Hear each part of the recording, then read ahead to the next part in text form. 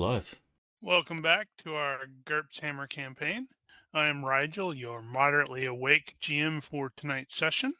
This campaign will be utilizing the GURPS rules 4E rule set, but is set in the Empire of Man, found in the Warhammer Fantasy role-playing setting, and in Warhammer Fantasy Battles, and in Warhammer Total War. In addition to our live streams on Twitch, this and all future sessions will also be available on YouTube and as audio-only podcasts. Links will be found in the descriptions. FX, I see you had already rolled for your secret. Do you have any character business for Christoph? Yes. If possible, I'm trying to buy off his loner disadvantage, and I was talking on the Discord with Giger. I took the uncongenial quirk, which is a quirk level donor, to kind of make it a gradual, process of losing his loner. So that would have been 4 points. Okay, sounds good to me. Yep, and that's all I got for now. Cool. Nosh, you accomplished your short-term ambition last time you were actually here before you killed your computer to death, and give some thought to a new short-term. Do you have any character business for Enfys? What was it? No character business. What was that, Giger? What was his ambition? To get word to the College of Magic about him and his situation. And Majoris Blitzen was going to the Colleges of Magic and basically vowed by his power that he would accomplish it. So I said, it counts. And speaking of Gigerman, do you have any character business for Jorg? I did go ahead and put a point in intimidation. Seemed like a thing he would have plenty of use for and plenty of uses of in the past. Especially since you're one of the cops now. I realized that although we have had a passage of time, I haven't been able to get in there and handle the purchase of a new two-handed sword. Yep. And well, luckily for you, you're about to basically have a day off. Oh, okay. Well, because remember it was 3 on, or 3 days, 3 nights. Or 3 night shifts, which I will be getting into here in a little bit, and then it's going to rotate. Basically, everybody will end up having like effectively a day off before you go back to the day shift. Okay. Well, I was thinking of retroactively doing that since we had a few days wherein I might have done so. But if we're going to handle that shortly, then that'll do. Cool. Mel, do you have any character business for Coppertongue? Not at this time. Groovy. And Ronki, I see you also just rolled your in the box. Let's see. Do you have any character business for Soren? I think I did last week, but the coffee hasn't kicked in yet, so no. Right. Oh, okay. So the last session was a bunch of riot stuff that took place and a bit more of that jazz. However, we are going to do a quick flashback to the night of the riot because we need to see what Enfys has been up to and why he disappeared for a couple of days. So right, as you recall, well, hopefully you will recall, pretty much everybody was at the Gothenplatz to observe a witch hunter putting a heretic to the pyre. And then inexplicably, some evil person or monster or something shot that holy inquisitor guy in the back of the head with an arrow, and he died, the witch hunter. And that resulted in a great deal of chaos happening. So Enfys, at the that would be funny. I just saw Giger's comment. If he disappeared from duty for a couple of days, we should probably find him in jail. In the midst of the chaos, or more accurately, right before the everybody seems to actually freak out because there's this long pause as everybody's like, pretty much everyone is staring at the guy with a what the hell. Infus will have seen two people that he actually does recognize. They're not really close, but he will see them in the crowd. One of them is a wizard that he is aware of, but far more importantly, the other is his brother. And as he was, realizing, holy crap, what are they doing there? She is going to, like lean forward and say something, whisper something to Bryn, um, who very obviously casts some sort of spell, and it's like emanating out from him, and people immediately start panicking. And if those of us that were present last week will recall that at least two of the PCs here did not do particularly well with their checks. So now it is Infus's turn. I need Infus to make a will check to avoid reacting like pretty much everybody else. Wow, a fail by one. Okay, so that means you fell into the same category as everybody else. A flood of panic just sort of short circuits his brain for a second. Yeah, it was everybody except Copper Tongue. Speaking of Copper Tongue, when she rolled that, you just rolled your straight will, right? I think I did, but she beat it by quite a bit. Yeah, because it had occurred to me. It's like I just looked. It's like, ooh, against this, she would have actually also added that magic resistance. So she beat it by even more. Holy crap! I didn't realize your will my dice is were being 14. very kind last week. So Holy crap! Just realized that you've got a resistance of 20 against that sort of stuff. Wow. dwarves, man. Words indeed. So, yes, a wave of panic sends, at least momentarily, sends Enfys scrambling away. That something short circuits in your brain, and the only thing he wants to do is to get away, like pretty much everybody else does. So, for a bit, he is among the streams of people who are just rushing in all directions away from the Gotham plots. Luckily, there is enough people present that you don't necessarily. You're not exactly going to be getting very far, very fast, because you've got all of these people in the way and such like that.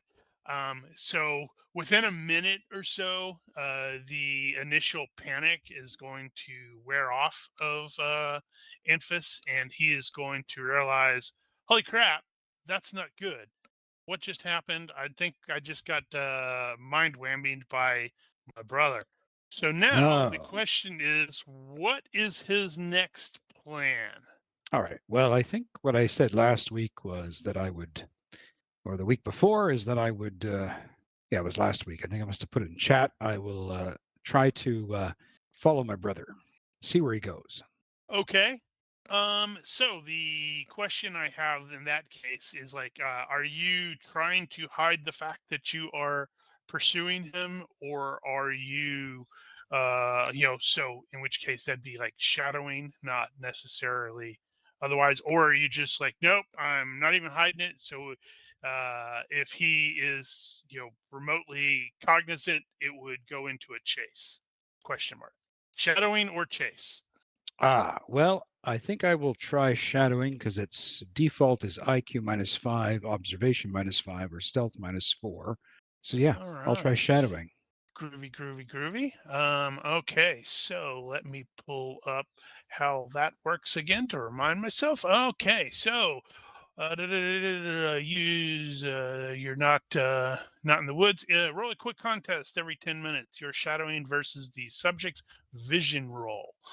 Okay, so do I have anything here? I do not. Okay, so make a shadowing check And there's my vision check. Wow, look at that. Good luck, buddy. Well, you succeeded on it. So if nothing else, if you weren't gonna like be off doing whatever it is you're doing next week, he could theoretically try to point learn shadowing. In the process, it is very clear, or he very quickly becomes aware that he is being followed. Okay, once the subject is aware you are shadowing, roll a quick contest every 5 minutes. Your shadowing versus his shadowing or stealth skill.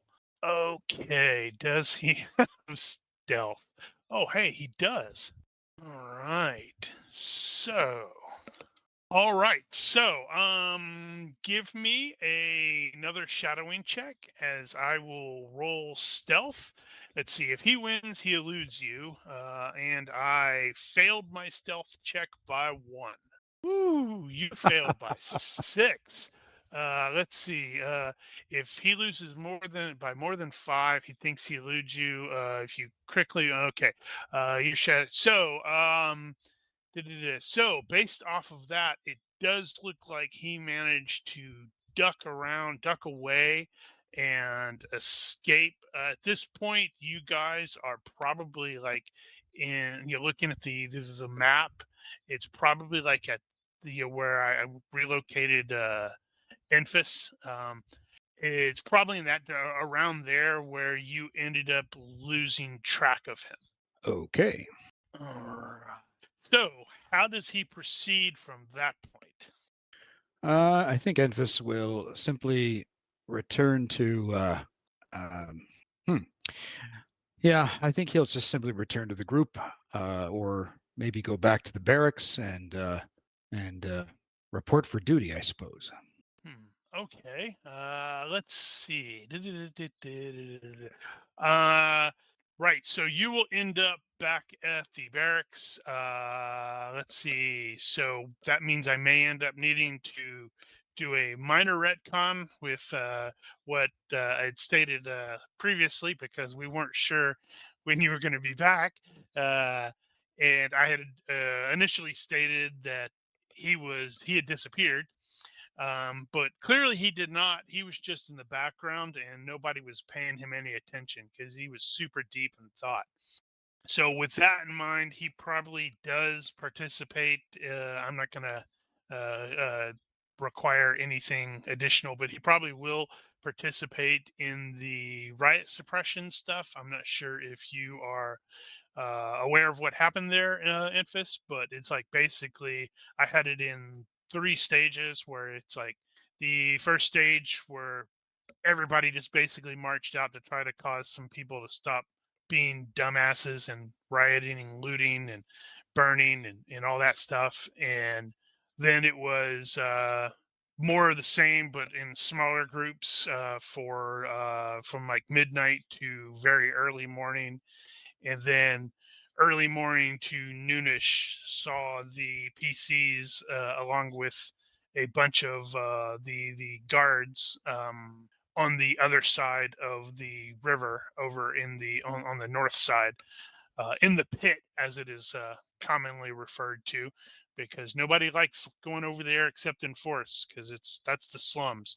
And it took since actually, yeah. So I believe the PCs had already deduced that likely magic was involved, because some of the rioters, especially over on the north side, were acting really, really weird. Like they were almost no, I don't want to say charmed, but like maybe a suggestion spell or something like that. The after the riots died down on the following day, the PCs unfortunately still had night duty that evening, so they got a couple hours of sleep, and then they were back on patrol, walking the streets and the docks overnight, which was kind of exhausting, because, well, you got no sleep the previous night. once that was a relatively uneventful evening. So the following day, or once you came off shift, it was not difficult at all for everybody to basically crash and sleep pretty much throughout the day, and get up right before you went back on watch that evening, which was going to be gate guard, which everybody hates. Fortunately, this time the gates are actually closed overnight, and that's actually been the case since the night previous. They have been, according to the town council, the gates are now closed from sundown to sunup because, well, they don't want a repeat of this crazy nonsense. And that was the evening when a troop of witch hunters arrived. But Jorg, who is kind of sort of the ranking guy, because good old Rudy, Sergeant Rudy, had mysteriously disappeared, as he's wont to do when you're doing guard like that. And York refused them entry, and that kind of honked the witch hunters off. But they went to the other gate and managed to get in. The yesterday was the last night watch that you'd had, and that was basically where Clump and Clug and Soren shook down a merchant while pretending they weren't. When you come off of this this night shift, it is one of those that is damn, I did forget one thing, but oh well. By the time everybody goes off shift around dawn, the town is already starting to stir, and the word about the arrival of the witch hunters is beginning to everybody's sort of talking about it. The Today is basically going to be like a day off because you get off, or it's like you are off at dawn, and you will go back to go back on day duty tomorrow around dawn. Well, not really dawn, probably more like 7 or 8. Whatever. So yeah, you will be able to, so everyone will be able to do some sleep, and then you are basically free to do whatever it is you wish to do during the day. One of the things you will definitely hear by the time you crawl out of bed, whatever time you do, is that in addition to the initial group of witch hunters who you said no, you can't come in, there was about I think it's like 12 to 15 or so in total. Maybe not that many, but they did bring a bunch of soldiers. But in addition to them, another troop of witch hunters arrived around noon today on your day off, and the leaders of the two groups of witch hunters are already meeting with the town council to discuss well, bad stuff. So, starting on the right, is there anything Soren is planning on doing above and beyond, just like resting or whatnot during his day and night off? He still wants to establish his network of little birds or urchins. Urchin. Actually, maybe he should change his name to Fagin. And you got to pick a pocket or two. Okay, so how is he going to go about doing this? He's just going to, wander the streets where, these street kids hang out, and he'll, get their attention with the offer of a little bit of coin. He will make sure that his own purse and stuff is secure and not in a position for them to take off with it. And he'll just basically offer them, I need some people that I can rely on for information and stuff. If you can do this, you will get some money for it. I should have totally looked at this. I'm certain there's something about, like building a network like that and social engineering. Mm-hmm. I totally should have looked that up. His immediate thing would be, asking these kids to keep an eye on the new witch hunters in town, and just basically see what they're up to, and if they know who's responsible. I guess we don't know that it was Nope, thing. not yet. Not unless Christoph has, got a case of the dumbs and said, by the way, I was totally me. I don't think he's got that. That will be his first offer or job for them. The intention is to get these people to be set up as an ally group. Right, yeah. It's just I'm wondering how you would go about doing that, because that would be some sort of skills, I would presume, and probably also the expenditure of some cash. I imagine there'll be a streetwise at the very least. That would seem to be logical to start figuring out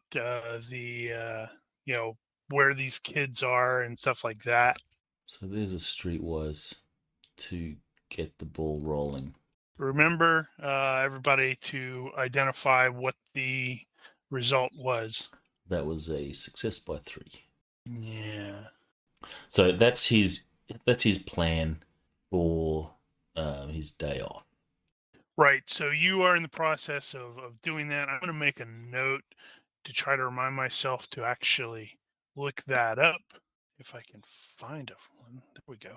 And I guess, I don't know, half a dozen kids or something like that he's managed to sort of contact and talk to. He will offer them some money up front. Let's see. Yeah, that was going to be my next question, was like, okay, operating on the presumption that you are going to end up needing to spend some money. How much money is he spending? He will give each of these kids 2 pennies, just as a Well, at this point, I think you can just pick it's like, I'm going to spend this much, and then we can sort of figure out how many actual kids are involved, whether they all get the same amount, etc. Because, like I said, I'm gonna look that up after the game. All right. So well, it's like you can say, I'm spending, I don't know, 5 shillings, or 30 pennies, or a gold crown, or something like that.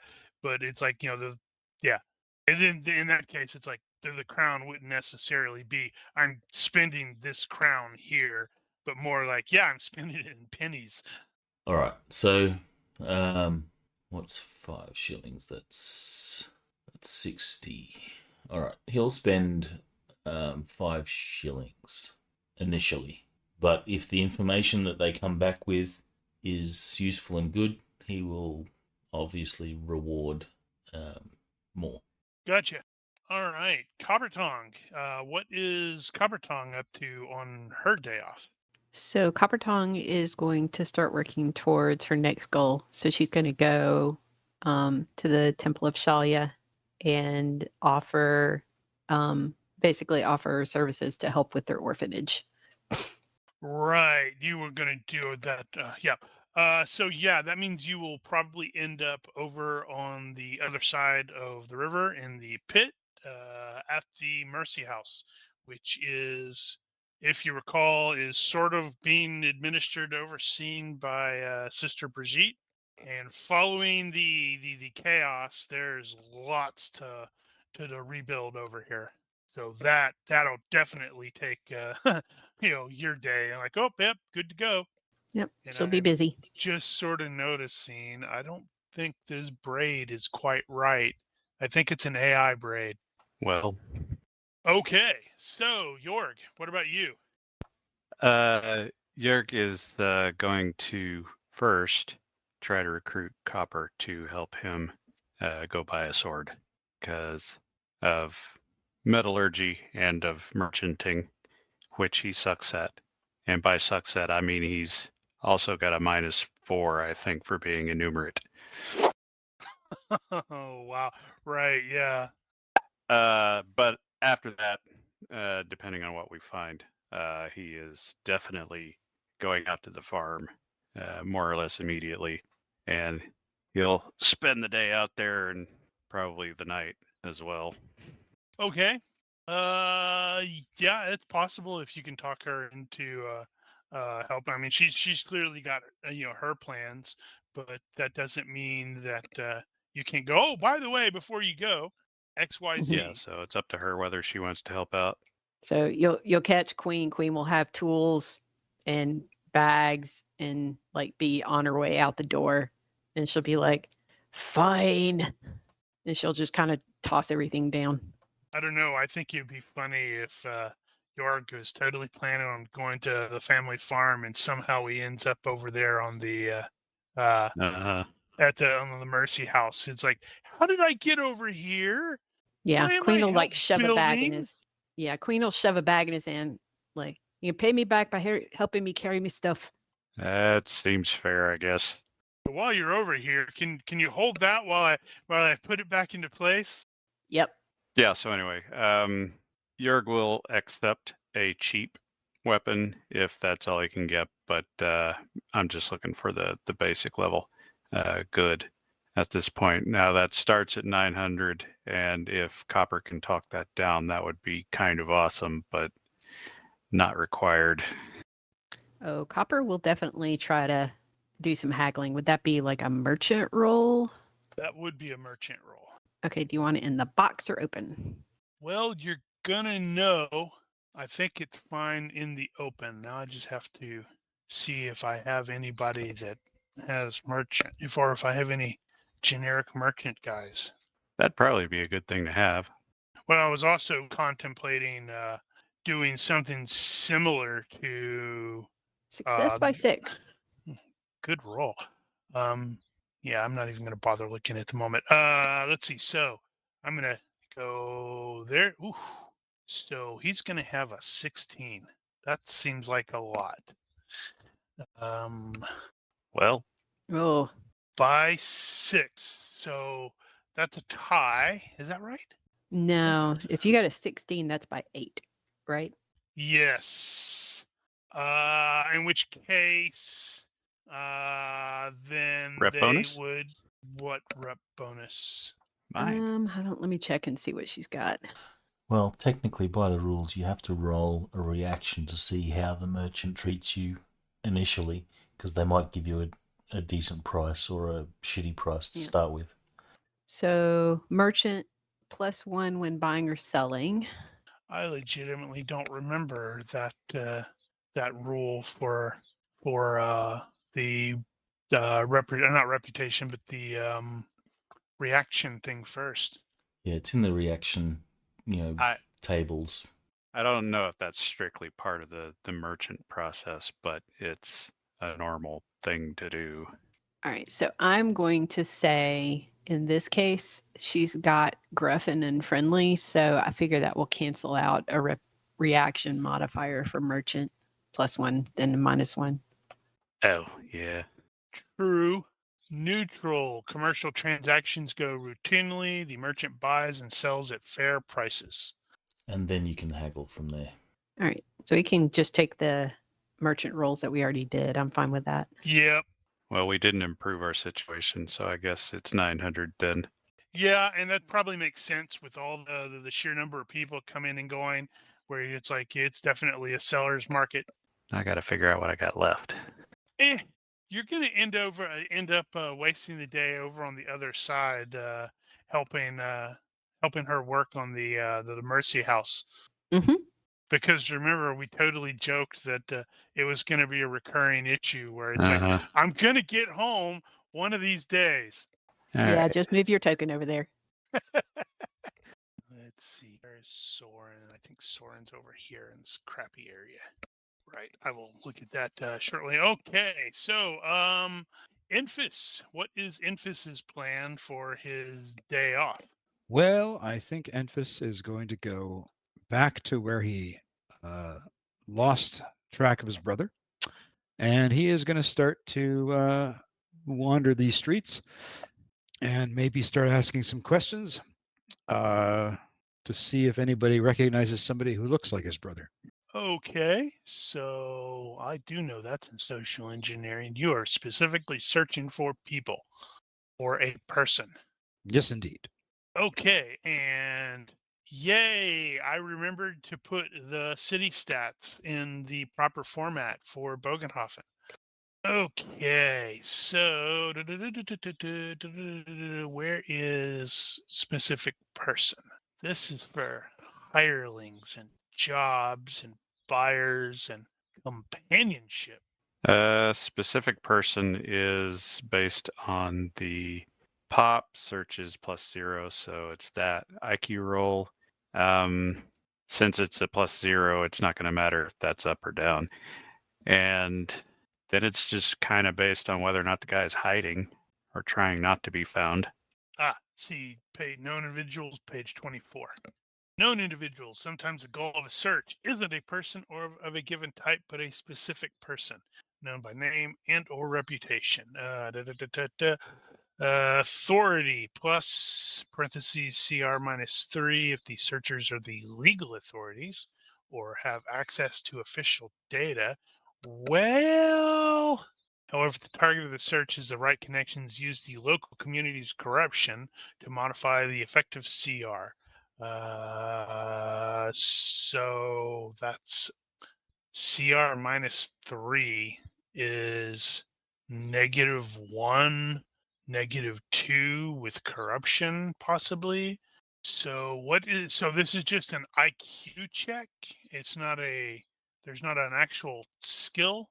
That depends on who you're looking for and whether He's or looking not for that his skill brother. might be applicable. I mean, that could be a wizard-related skill,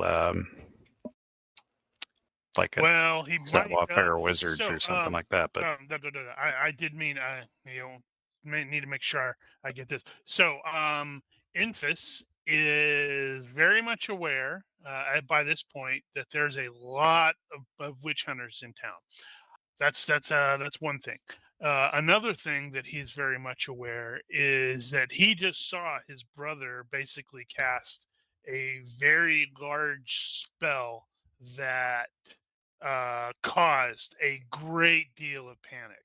So he is not, presumably, not going to want that information to necessarily get out, because should that happen, then well, if the witch hunters don't burn him for causing a riot, then the town officials might.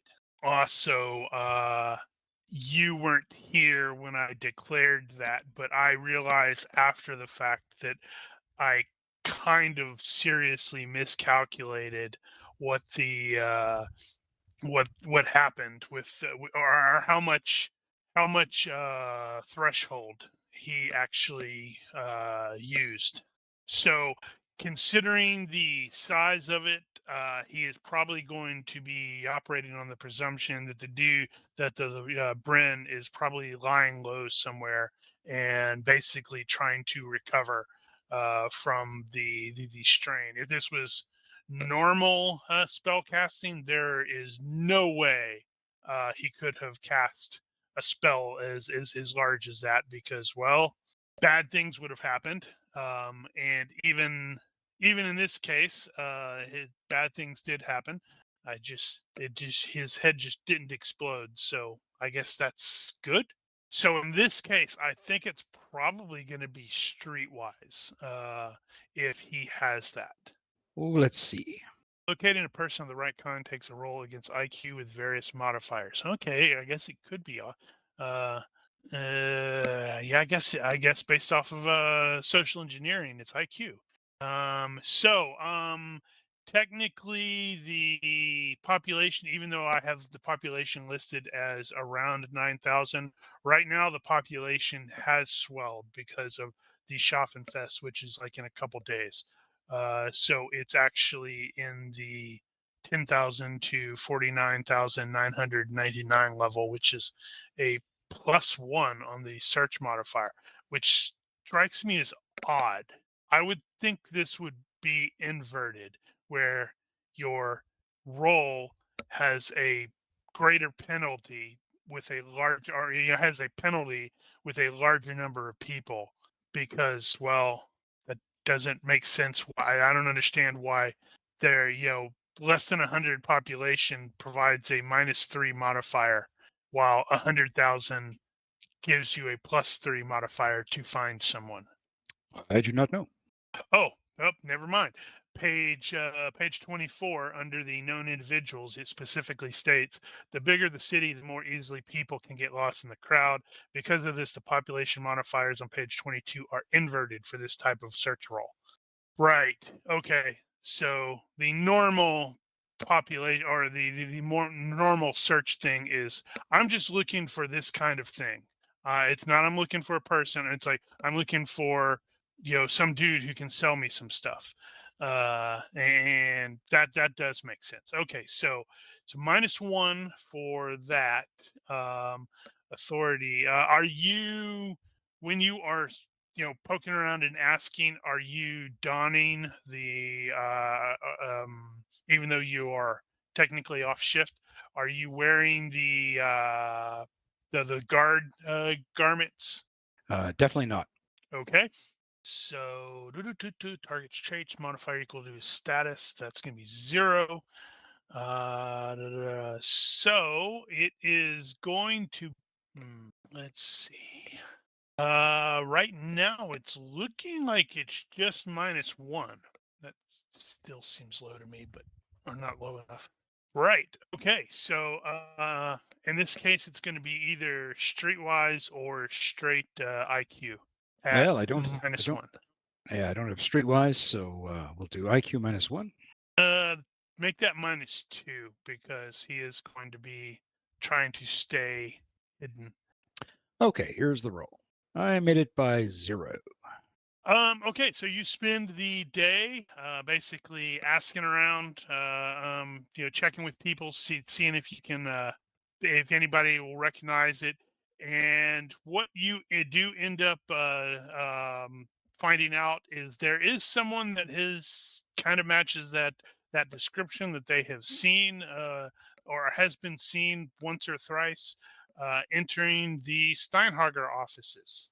If you recall, Steinhager is one of the 4 major merchant houses in Bögenhafen. So they're like the unofficial nobility. Okay.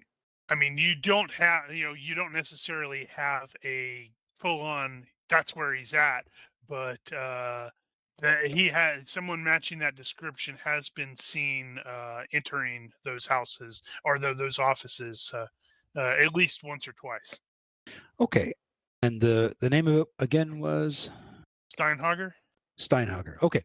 So I'll make my way to the Steinhager house if I can. I want to just sit there, or offices. I just want to hang out and see who comes and goes. Notice the nice, lovely S on the map. Look at How that. convenient. Very convenient. You guys have actually been here before. If you recall, when you arrived with the two drivers from Ubersreich, this was the office that they ended up going to coordinate delivery of their wagon loads of stuff. Okay, yeah, so you're gonna be loitering in the area. It's not difficult to really loiter, because, well, there's a gajillion people. Well, not a gajillion. Between 10,000 and definitely not 49,999. Probably like, well, a lot. More than 10,000 people in the town and right outside in the area. So yeah. And you will see people coming and going a lot. Usually it is various merchants and or guys with wagons, or dudes who are definitely boatmen who are arriving with goods. But that is what you will end up doing most of the day. Also, did you actually already pull the weapon there, Giger, into your character? Yeah, I'm done with it. Okay. I just realized, oh yeah, I haven't actually shared all of those, so I wasn't sure if you'd done it. Okay, cool. Christoph, what is Christoph doing on his day off? He's looking for somebody else to kill. No, I'm just kidding. Um, Got to assuage that murder addiction. Well, there's a pal. bunch of new witch hunters in town. well, so I don't know. I guess Emphas kind of ran off. I don't know. He would Well, have tried. everybody's going to have time to probably, at least chat with one another in the morning before they split off. So he would have approached Emphas if he had the opportunity, and I think he would already know that. Emphas probably already knows that he has magic. Hasn't said anything about it. So I don't know. And I guess in a very circumspect manner, he would say like Emphas, like, "Can you help me?" Basically. Also, and then as a form of, you can call it a bribe or whatnot, but he's like, I found this thing, this ring. And I can't remember where you said the ring fell off of. I think it was from the witch hunter or someplace. It was from the witch hunter. So that was kind of weird how it fell off of him. But he's like, I was watching the witch hunter that day, and the ring fell off, and I sense that it has magic. So he'll turn that over to Empis, and at the same time, kind of say, hey, can you help me? Like, And- I want to be legit. Is kind of what he's saying. I don't want to be looking over my shoulder all the time. Well, Enfys himself is always looking over his shoulder because he shouldn't be practicing magic, period. Christoph doesn't know that. Or, maybe on a basic level he might, but, he looks as legit. Unless you crush his dreams and tell him no. But, So what reasonably should Christoph know about the practicing of magic in this world? Christoph? Yeah, um, it's a question for the GM. Yeah, so Christoph is going to be aware that it is very, very tightly controlled by the various by the colleges because, well, way back when honestly, it's not really way back when. It's principally because spellcasters are directly accessing the warp, which is pure chaos. And so everybody's like, yep, they're eventually going to go mad. And that's what everybody is sort of convinced by, which isn't really necessarily the case, depending on how badly you foobar a miscast or something like that.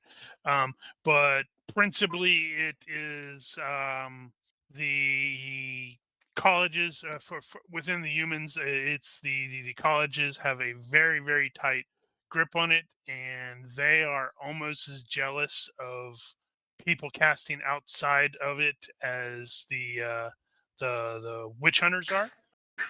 So if the colleges find some dude who is some poor sap who's running around casting spells and isn't part of them, they may just as quickly shut them down as the witch hunters, simply because they're afraid that's going to, too much of that's going to cause the witch hunters to come after them.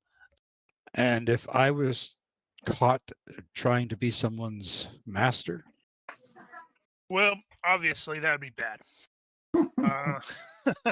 I think, I don't know if I, just my perception of how I think Christoph used it is he knows that you have to be, part of the empire and one of the colleges to cast. I'm not sure that he fully understands the part about, well, you have to have a license or whatnot. He just thinks that, all right, as long as you're, part of the empire and you're one of the colleges, then you're good.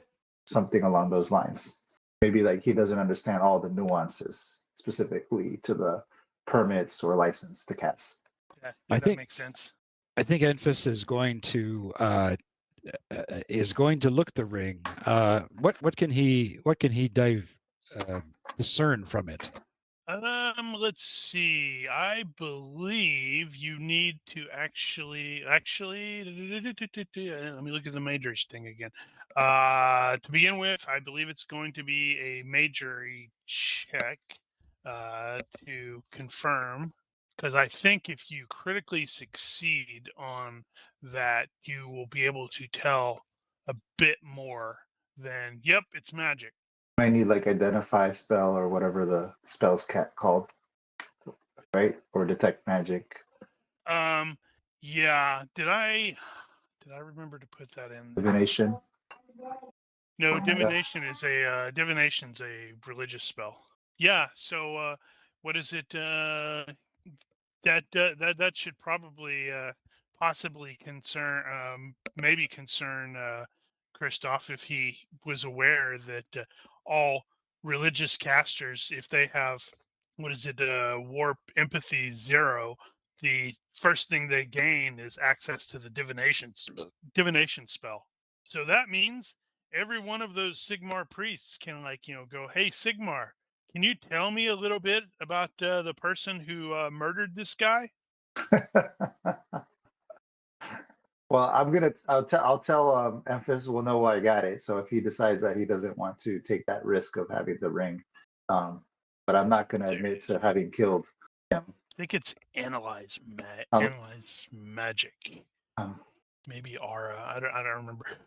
Yeah, but there's a list of spells which I should just pin that on. Yeah, I just pinned it on the GURPS Hammer Discord thing, where there are a list of spells that any Imperial Wizard can learn, regardless of the college, which are like Detect Magic, Sense Mana, Aura, Identify Spell, Mage Sight, Mage Sense, and Analyze Magic. And I don't know why I said Analyze Mage. That's Analyze Magic.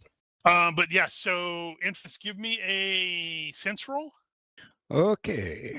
That is, I guess it's which one is that? Is that perception? It doesn't matter. Okay, so that on a success, you absolutely know that the ring is magic. But beyond that, currently without the benefit of the appropriate spells, you're not sure what kind of magic it is. Okay, I will at least tell that to Christoph. It's definitely magical. I have no idea though what precisely it does. Can you tell me how did you see it utilized, if at all? I don't know that I did. I actually I don't remember exactly how it fell off of his finger. It didn't fall off his finger. It fell out of his saddlebags. If you recall, your very good friend who may have just totally screwed you over and cast a bunch of spells on you, which you are aware of now, if you recall, because you made the you did make the will check against false memory. She did something that caused the now dead witch hunter's saddle to completely come undone or come unstrapped, and he fell.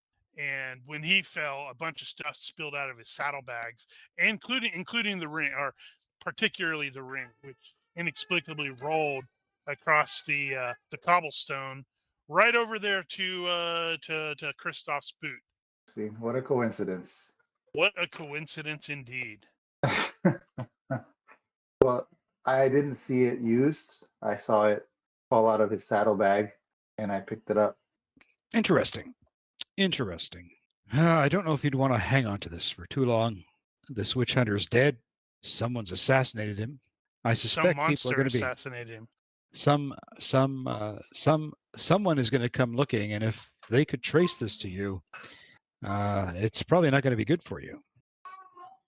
Christoph is freaking out right now because he didn't think about that. And he's like, he's either going to ask you to keep it. If you say no, he's going to try to find a way to like throw it in a dumpster somewhere. Yeah, I don't want to touch this thing. I really don't want it around. Tell me, at this point, what Christoph were you is starting to look at all the people around and wondering, is that guy looking at me funny? I think that guy's watching me. What was it that got you to even be near that witch hunter to begin with? All right. Well, let's do this. He's gonna try to lie to you. How did that happen? But he's gonna basically say that his lie is gonna be like, well, the other, obviously, I'm a hedge witch, and I just wanted to see who the other person that was being accused of a hedge witch was. Interesting. So I Can don't know I? if you want to try to do an opposed roll, if you want to try to see through his misdirection. This is great. It's like we've got a guy who can't lie well, trying to tell a lie to a guy who probably doesn't have the appropriate detect lies skill. He was hoping that Emphas wouldn't ask. That's why he So brought it's- the ring. So it's perception -6. Well, to be fair, you don't have to actually. I You kind of don't wanted to have to leave it to actually do chance. detect lies if you don't have a reason to suspect he's lying. I think Enfys is instantly suspicious that he was near the witch hunter who was killed and has his ring. That's bloody suspicious. He's not wrong. Detect lies, perception -6, body language -4, or psychology -4. Ooh. Your detect lies skill versus your subject's IQ, or fast talk, or acting. So you would make the perception -6, and it looks like Christoph is going to either do IQ or fast talk or acting if he has it. Okay, I have actually fast talk, and it's less than my IQ. Why would I roll that? Why would I want to do that? So the issue with fast talk is normally if you fail that, you piss them off. Okay, I'm not trying to piss Emphas off. I'm just like, I don't really want to bring him. I don't want to Because get you're him afraid involved. he may fireball you. Maybe I'm, maybe he's on that, but he's mostly doesn't want to get him involved, and not necessarily because he's scared of him, but mostly just because he's kind of still a private person and he doesn't, tell his Right. business to anybody. But not, So in this case, I'll have both of you IQ? end up rolling it into the skull. So it's going to be IQ or fast talk or acting for Christoph, and perception -6 for Enfys. I don't think he has body language or psychology. Okay. Well, yeah, that seems pretty reasonable to Enfys. Because if you recall, in this case, you obtained the ring before he died. He was traveling through an area, and I think you were actually heading toward the shrine to Tal outside, and the guy just happened to be passing by. So this was not at the assassination. Correct. So yeah, he could totally tell him that. It's like, yeah, it was no, it wasn't then. It was before that. I'd have to double check. It may have been it was the day before actually. Yeah, he's kind of using, he's telling like partial truths and not 100%, clear. Well, if I can't discern that he's lying, my suspicion remains. One dead witch hunter, he's got part of his personal property. So I'm just going to say to Christoph, look, Christoph, get rid of this ring. I don't know how you want to get rid of it. Maybe toss it in the river, but get rid of it. He's like, okay, Enfys. He's like, yeah, you're right. He's like, I'm sorry to bring this upon you. And I think I'll give it some consideration. What you're asking. Yeah, so he's like, yeah, I understand. You cannot sponsor me, but if you know of a way that I can, be legit, then I would appreciate any advice. It'd be too legit to quit. And in his mind, emphasis saying, yeah, stop having the personal property of witch hunters. That would be a start. That's what's going through his head. Stop breaking the law, asshole. Nice. So Well, after he chats with him, what else is Christoph doing for his day off? If he still has time, whatever happened to the alleged witch hunter that was going to be burned. Witch hunter? You mean the victim, the guy he was going? Sorry, the hedge witch. Right. That person was burned. What? They didn't make it? Nope. Okay. Well, what about I forgot her name, Sybil? Right. You haven't seen her in a couple days. He's pissed off still with her. What about tracking her down. Oh, okay. He's not. So It's not premeditated murder at this point. He just wants to see what she's doing. It might become premeditated murder though. Okay, so give me a tracking check. Let me double check what the bonuses and all that jazz is going to be. So he's not trying to find her to kill her. But he's ultimately going back to the same area to try to find her, sort of thing. He'll check. Yeah, he'll check her usual So hunts. let's see.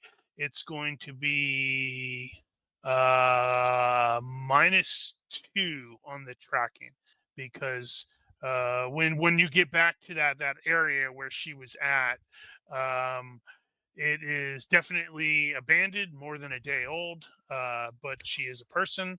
Right. You rolled it into the box. I was not going to make you roll in the box. That's fine. But that worked. That's cool. As noted, he failed by 1.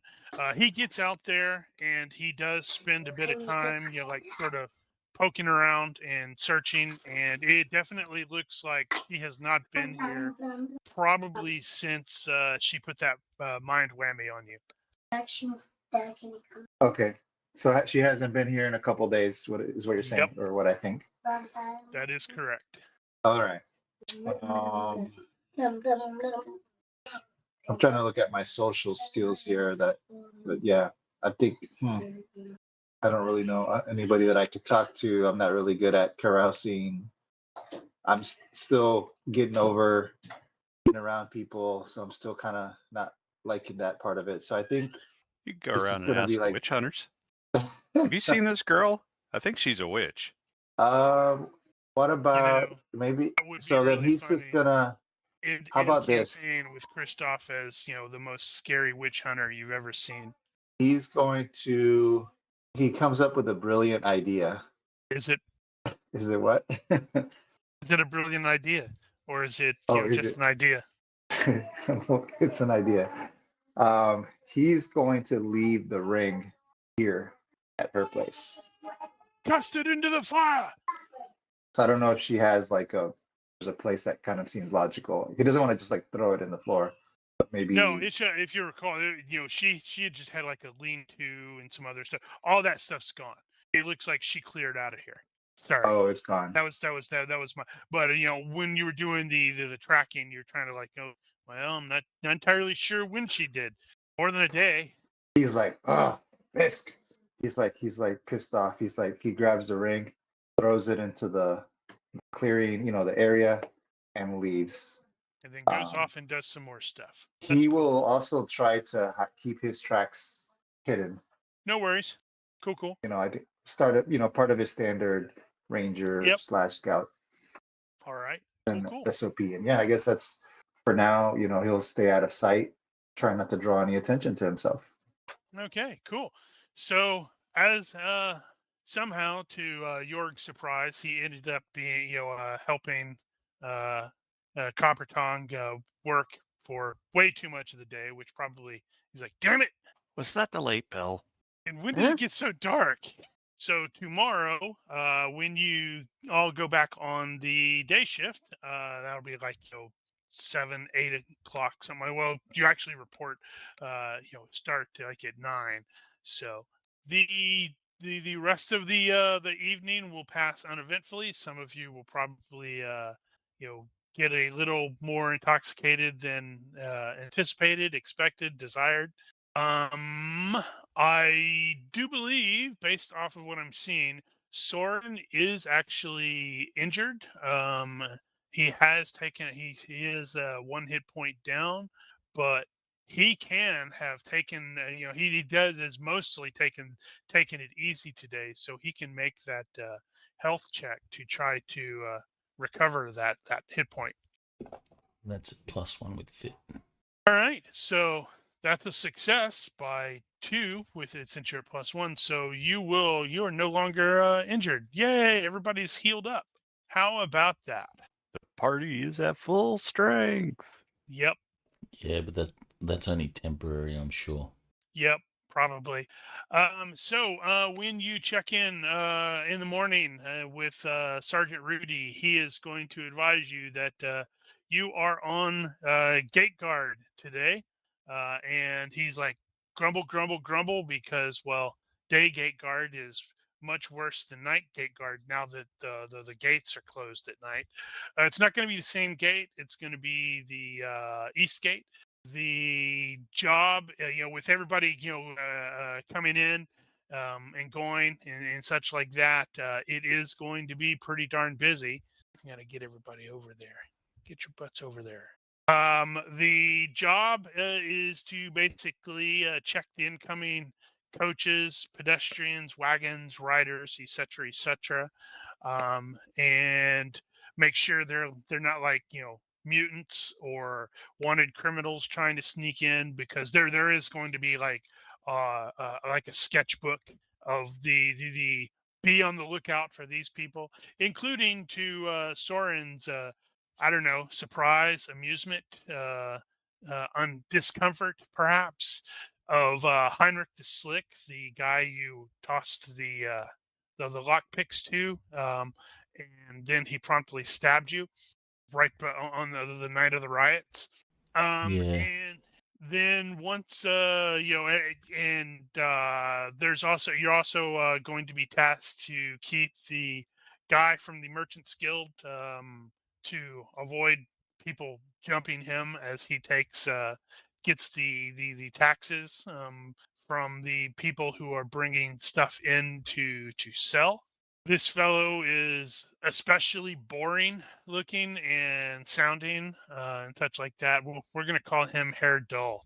And as with the night gate guard, soon after you have shown up and replaced the previous guys who are like, yep, see you later, and such like that, Sergeant Klumpenklug is going to be absent for large periods of large portions of this day, as he's like, oh yeah, I gotta go back to the barracks and have a meeting with the captain over some stuff.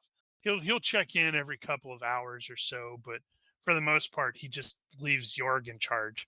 Surprising no one. Yep. Maintaining order with the sheer press of people coming and going it's a little frustrating. It's a little irritating, but as most of us have probably found, when you're really, really busy all day, the time does sort of fly. Around noon, a coach with several armed guards will arrive from the Merchants Guild.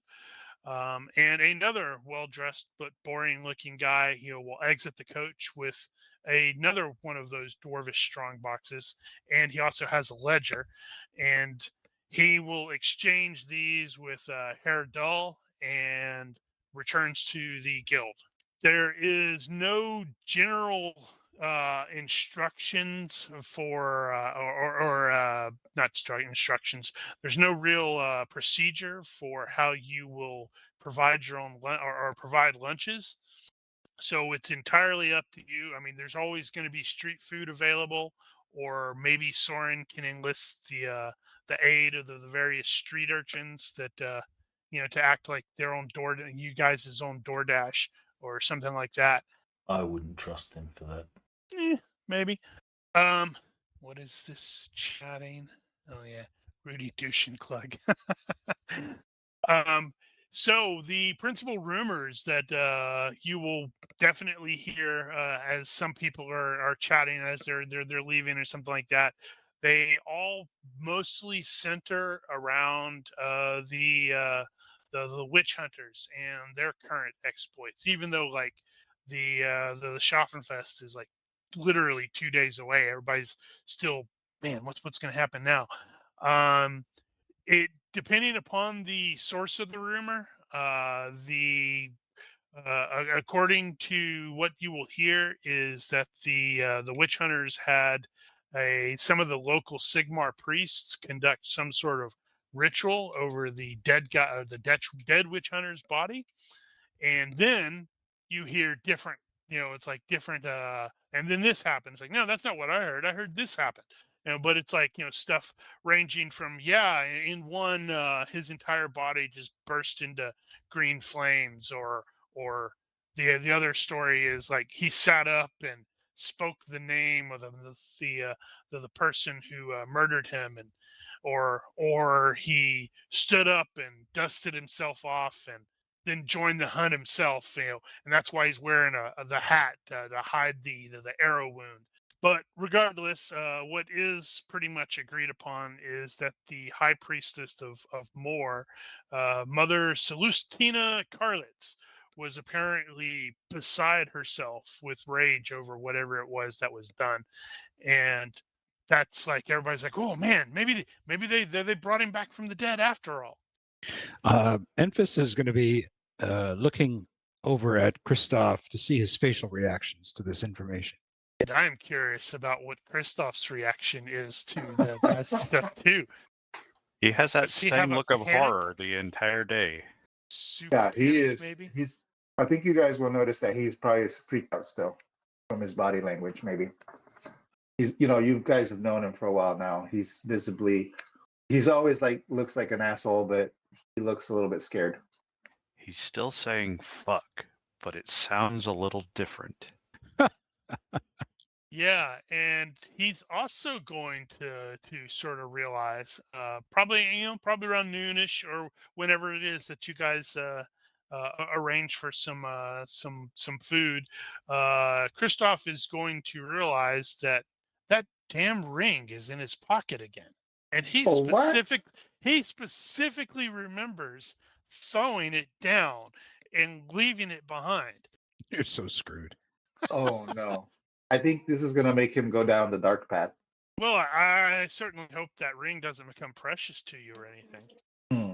But yes, so the day does in fact sort of flash by simply because you're so freaking busy, and it's one of those that it's like once the replacement people start showing up, you're like, oh crap, really? Good. I mean, you're going to have to have dealt with some bickering merchants who are like trying to not pay what the standard rate is, or a couple people are like getting into arguments over which one of them gets to go through first and such like that.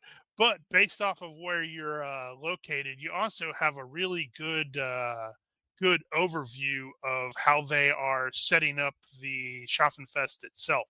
Because the various tents and stuff like that are starting to go up, and some of the people that are present are already starting to show like, oh hey, there's some people that are like camping out in the area where it's like they're clearly going to be setting up a small stall or something like that. And you've got little the various livestock areas are starting to get populated with lots of animals, and you've got the livestock rings are starting to show up or be set up. And every time Jörg looks out the gate at the Schaffenfest going up, he comes back smiley. Okay, so that evening, it is up to the as before. You have a couple of hours before sundown, but you are released to your own recognizance. Conveniently enough, good old Sergeant Clumpyclug showed up right before everybody goes off shift, so he can head back to the barracks with everyone, and he will be like, all right, see you in the morning. But before everyone is able to just split out and disappear, you will learn that there is like a special assembly formation, whatever you want to call it, with the guards or the town watch here in Fort Bögenhafen, as it's jokingly referred to. God, it's a change of command ceremony. Nope. That's gonna be it's gonna be in the morning. How about that? With regard to your question there, Christoph, about any holy days, the first day of the Schaffenfest is actually not coming up on my calendar. Why is it not coming up? I double clicked, damn it. There it is. The first day of the Schaffenfest, which is not tomorrow, but the next day, is the spring equinox, which is also the holy day of Manon, Tal, and Ulrich. Just in time for that. Yeah, I think when he found the ring back in his pocket and then just kind of thinking about, the holidays coming up, he just gets like a chill go down his spine. Yeah, it probably also doesn't help that there's, pairs of witch hunters roaming the streets too. I think Enfys is going to pull Jorg aside and explain his conversation with Christoph earlier in the day. Or Soren. Yeah, that's a good question. Soren is I believe he's the likable one. No, he's attractive. Who's the guy with charisma? Oh, that's Enfys. That's why people like Enfys. He's charismatic. Soren has an honest face. Oh yeah, Soren has an honest face, even though he is staggeringly dishonest. Who to talk to? Well, that is actually what the honest face is described as doing. It means people have a tendency to confide in you. Well, I do. I mean, Enfys does tend to connect with Soren more than any other character aside from Queenie. Yeah, people. Does he connect with Queenie, or does Queenie connect with him? Exactly. Okay, I'll change that up. I'll go over to Soren and say, "Hey, Christoph's a murdering witch. Let's go for a walk." Okay. This better be good. Oh, it's juicy. And then we cut back to them coming back, and Soren's got a sick look on his face, like, "Oh God, we're traveling with a monstrous witch." So I'll say to Soren, "So Christoph approached me, and wouldn't you know it, he has a ring, a magical ring, that apparently belonged to the witch hunter who was assassinated." Interesting. How did he get it? Seems suspicious. Well, he claims that it just came into his possession. What did he try to tell me before? What did he say? It just fell out of his bag? I told you that I was there. He was curious about the other hedge witch, and he was watching the witch hunter, and then it fell out of his bag. Okay, so yeah, apparently he was talking to some hedge witch, and this witch hunter approached them, and the ring just fell out of his bag, which I find to be completely suspect. So the witch hunter approached Christoph. Well, apparently looking, I think, for this hedge witch. And Interesting. I suspect Christoph covered for her, but yeah. I don't think he mentioned her. No, he didn't mention the chick. He just mentioned that. No. He just mentioned the hedge witch. Yeah, if you recall, there was actually, I don't know. If he was sticking to what happened, I think FX got slightly confused. The witch hunters were just traveling through town when that happened. They had not started to burn anyone yet, and that happened the next day. The first execution where the guy got shot. I see. So he isn't describing to me the meeting in the woods with the woman. No, I don't think so. No. Okay. You have to double check with FX about that, but I suspect he's keeping that to himself because, well, she put the mind whammy on him. Okay. So apparently, yeah, he saw the witch hunter in town, and this thing fell out of his bag. And he kept it. Yeah, he kept it, and I told him, get rid of it. That's probably a good idea. Have you seen all the other witch hunters in town? Exactly. Disconnected from your channel. But I have my suspicions. I mean, I just don't think a magical ring comes falling out of someone's bag. Well, I would imagine that you'd keep something like that secure. Hang on. That was a pretty good shot that killed the witch hunter. You don't think Christoph could have been behind that? Oh, man, now it's wasted because he dropped connection on TeamSpeak. Oh no, so sad. You know, I guess I didn't put that precisely together. I mean, but did you see his face when they were talking about this witch hunter maybe being brought back from the dead? I didn't, but Well, he kind of looked like he was going to shit his drawers. oh, that would be so funny if that was him. We should go ask him. You know, I think that we we probably should. If he actually did this thing, um, we really need to get out of town. Well, we're just getting set up here. Well, I think we need to put distance between ourselves and Christoph if he actually took this guy out. I mean, unless he was under some spell of some kind. I mean, is it something? Did he have it out for this guy? I don't know. It just doesn't seem to me like something he would just do. Well, either way, he should get rid of the ring. Well, I told him to get rid of it. I don't know if he has. Anyway, anyway, yeah, I think you might be right. Nah, Christoph wouldn't have done that. But then again, when we were there, I didn't see Christoph around at all. Did you? No, he just buggered off like he sometimes does. I mean, the three of us, we were there. You're right. I don't know where he was. Nah, Totally he couldn't have suspecting done you. it. We should ask him though.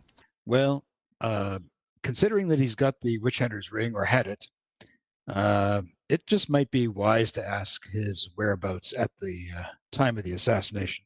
That's it. Now you're acting like a proper town watchman. And then the PCs are going to interrogate each other.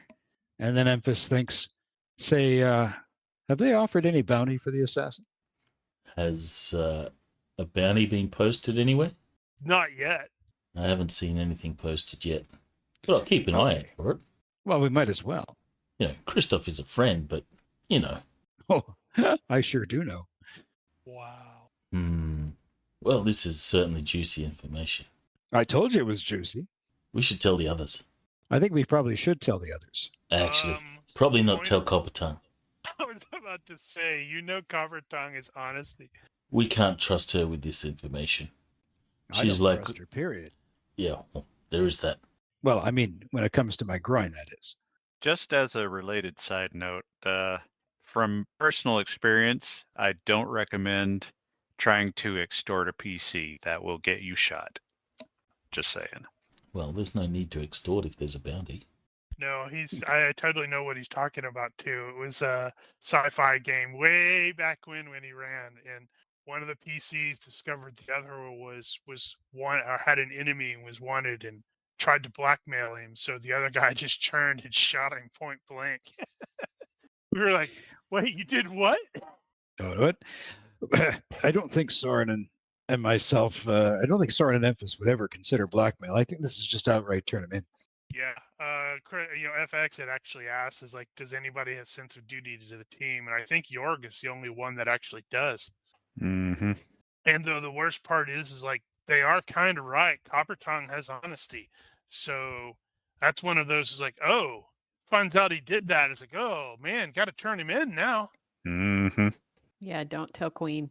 I mean, No, I guess, remember in a game way back when in second edition D&D, I think it was that I was running where the PCs ended up executing a criminal, and it was one of those where it's like, huh, I've never seen that before, but this works for these characters, but I don't think I've seen something like this before. Well, let's just keep it to ourselves for now. But we'll go talk to Christoph and get the truth. I see that FX actually, I guess you are having complete issues with TeamSpeak. Can you not log in at all or speak? Oh, damn, he's right. Copper would totally do that for honesty and greed. Oh, hey guys, I see you're talking about that assassination. It's one of Boy, those, I hope so it's Sigmar like, gets justice on that bastard. Crosses himself. Yeah, so I saw FX. You made the comment. I suspect it was mostly a joke that Christoph might just leave in the middle of the night. How serious were you there, How serious was I? What? Christoph? FX. He made the comment that Christoph might just leave in the middle of the night, and I was just like curious, how serious about that he was. Because that would be amusing. Yeah, I I'll think be it's just his out of character stuff comments because he can't turn on his mic. I'll be right back. So sad. Why can't he turn on his mic? Is there something broken? Because TeamSpeak's being dumb. It might also be the Wi-Fi there where he's at. Remember, he said he was having some issues there, but hopefully it'll be, resolved once he moves into his new place. Okay, so Infus and Soren have had this conversation. You guys mentioned wanting to actually ask Christoph. Are you planning on doing that immediately, or how? Absolutely. Soren's impulsive. Right. And I think Soren actually he has body language, not detect lies. So that's up to man, that's gonna make the conversation / interrogation interesting if FX can't speak and respond. It's weird that's not allowing him to turn on his mic. Is there an error message that comes up when you try? Hear me? Yes. I think what happened earlier is Rigel says that when he speaks, it was like echoing back. So I don't know if that's why I was saying that. You don't have push to talk. You've got voice activated, right? It's actually, I just have it turned on. I haven't been able to fix that push to talk problem, and I just never dealt with it. Yeah, I forgot you had that. Well, it's not echoing right now, so it seems fine temporarily. Okay, All yeah. right, So right now so- I'm using my microphone on my computer, on my laptop. Sounds good to me. Okay, then I'm good then.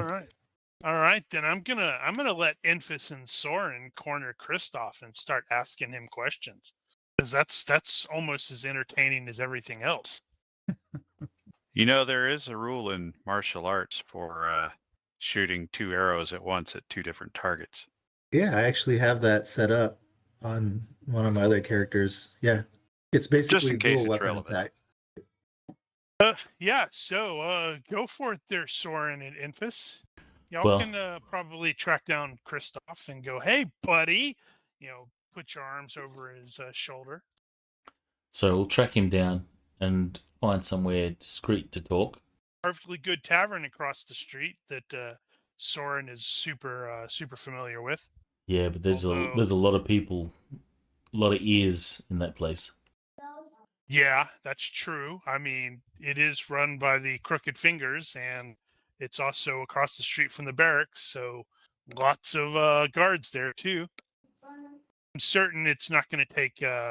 It's not going to be that difficult for you to find like a tavern somewhere that's in the back of nowhere. Although there is a lot of people in town, but Soren is from Bögenhafen, so he's going to know where to go. Well, we'll go somewhere nice and discreet, and then Soren's just going to be, he's itching to find out. Wow, He'll nice just say, and "Look, discreet. oh." That's not worrisome at all, is it? Oh, I'll just come out and say it, Christoph. But Emphas and I have been talking, and he told me that you got a ring from the witch hunter, and we're sort of putting 2 and 2 together, and that shot that killed him was a mighty fine shot, and that's the sort of shot that you could make, right? And we're just wondering, we got your back and all, if it was you, but did you kill him? Soren, give me a body language check into the skull, please. Do I need to notice that he's freaking out? Emphas told you about that ring? Oh no. Chill, dude, chill. And he pretty much repeats the same thing. He's like, I was just there and it fell out and I picked it up. I have nothing to do with the murder. Why are you freaking out? Popcorn. So Oh, I Queen. need from both Infus and Soren either a perception -6, a body language -4, or a psychology -4 into the skull, please. A successful body language check can provide a +3 on that. And I am going to need from Christoph probably an IQ check into the box or into the skull. Okay, so when Christoph said he had nothing to do with the murder, both of you, both Infus and Soren, know he is lying. Hey, buddy, we're all friends here. Yeah, if you come clean and let us know what happened, then we can work together and sort this out. That witch hunter was a piece of shit anyway. My I God. say, That was really, I really say, close too. I say you did toss the ring, right? When you say that, he's like, Emphasis, help me. I tossed the ring and it's back in my pocket. I swear, I tried to get rid of it. Let's see. Enfys will visibly gulp and say, "Holy crap!" So you did it, right? Okay. Soren's got like such a smooth voice right now. He wants to just confess. Soren. It's on his face. The Um, honest face and Infus being all charismatic. Yeah, you guys are breaking him down. He's like, I Okay, swear. Christoph, I want you to tell me precisely what did you do after we all said we were gonna. Well, back up here. Tell me really what happened. What was going on when that ring came into your possession? Hey. Okay, But so did you do it, Emphas? Sorry, so Christoph. just for the meta knowledge here on the GM's part, he's gonna be like, it was that bitch witch, Cybele. She made me do it. He won't actually admit that he would have killed him anyways because he hates witch hunters because of his family history and whatnot. So he's not telling a lie there. When so he won't Sure. go through that. when So he won't Christoph say any of actually that. He'll says, just straight out say that he'll tell the story about Cybele, how he met her, and she put a curse on him, and she made him kill the witch hunter. So she'll tell all of that story, but he won't confess to like his true inner feelings and thoughts that he would have killed that bastard anyways. so at the final question. admission, Soren's going to go, yes, I knew it. Probably a little bit too loud and a little bit too excited than he should be. He's like, Question. yes, You had to me or the GM? false memory on that, and I know we were discussing the failure of the spell and how he might have multiple memories of what happened that day. So the question is, was that still happening, or did that actually go away? I believe it went away. I'm looking because he made the following day. It specifically states that if the implant when the spell ends, the subject gets a second resistance roll at -1 for each day the spell lasted, and he succeeded on that one. Right. So it's if this roll is failed, the subject will believe the false memory indefinitely, but is likely to remember the truth at some unpredictable time. But he succeeded, so he realized, wait a minute, that's not what actually happened. Now I remember her actually casting charm, weaken will, lesser geas, false memory on me. So yeah, Oh. he'll Did he actually know confess. those spells? No. Could he actually tell Enfys exactly what was cast on him? No, but he can probably tell the results. Like she cast a spell, and I couldn't not listen to her, and then she cast a couple more spells, and I don't actually know what happened there. But I don't. How would you describe the effect of weaken will? I felt like my willpower was gone. That doesn't really felt work, drunk. does it? Maybe felt sort of drunk, and then she told me to kill the guy, and I couldn't not, and then she did a thing, and I misremembered that for like a day until after he was dead. So wouldn't necessarily use the names. I was just doing that for quick shorthand. What And I'm lazy. What skills then could I draw upon to try to put this all together? Thaumatology. Okay, Nice. I got an Roll. 8, succeeded by 5. Yep. So you got a pretty good idea. I mean, I'm fairly certain they probably have like slightly different, actual different names. But that is definitely, it's like, sounds like charm, maybe something to reduce his will, then a gas, because it would not, a command doesn't last long enough. And if he couldn't resist not doing it, then it was definitely like a gas. And then the false memory. Definitely witch territory there. Not that the So- witch hunters would care. They're like, don't care. You did it. Also, why were you hanging out with witches? Yeah, so I'll also say, so the ring is back. Now, what might I know about how that would be possible? That you're not. Well, you go up by that by 5. Maybe a curse. There are many magical rings in this world, and none of them are to be taken lightly. Yes. Exactly. So, well, actually, to pick up on that line, how common are magical rings in this world? Definitely not as common as you would think. They're definitely not as common as like in D&D, where it's like you can have buckets of +1 protection rings. They are rare, I guess you would say. That means it's not impossible to find one, but it is going to be rare. And usually, I can't say usually, but quite frequently there'll be like a good thing, whatever the benefit is, armor or whatever, and then there's going to be some sort of bad thing that's also attached to it. So, Enfys, I'll look at them both and I'll say, He's hosed. the more I think about this, the more I think that the ring was purposefully dropped. You were intended to have the ring so that the witch hunter could track and trace your whereabouts to find this woman. I think you not only were a plant, but you were a patsy. In other words, Christoph, you're a putz. Wow, that is awesome. I mean, he doesn't, that's not what he says, but wow, he's just like, now he's getting pissed off. Fuck these hedge hunters, witch hunters. Fuck that bitch. I'm gonna kill her too. Like he's just starting to get all really angry that he was Hedge hunters. manipulated in all of this. What is it with us? Always getting set up. One of you fuckers must be bad luck. What if it's That's our you company that's the name, bad luck? Patsies. At that, Enfys looks at Soren and raises his eyebrow.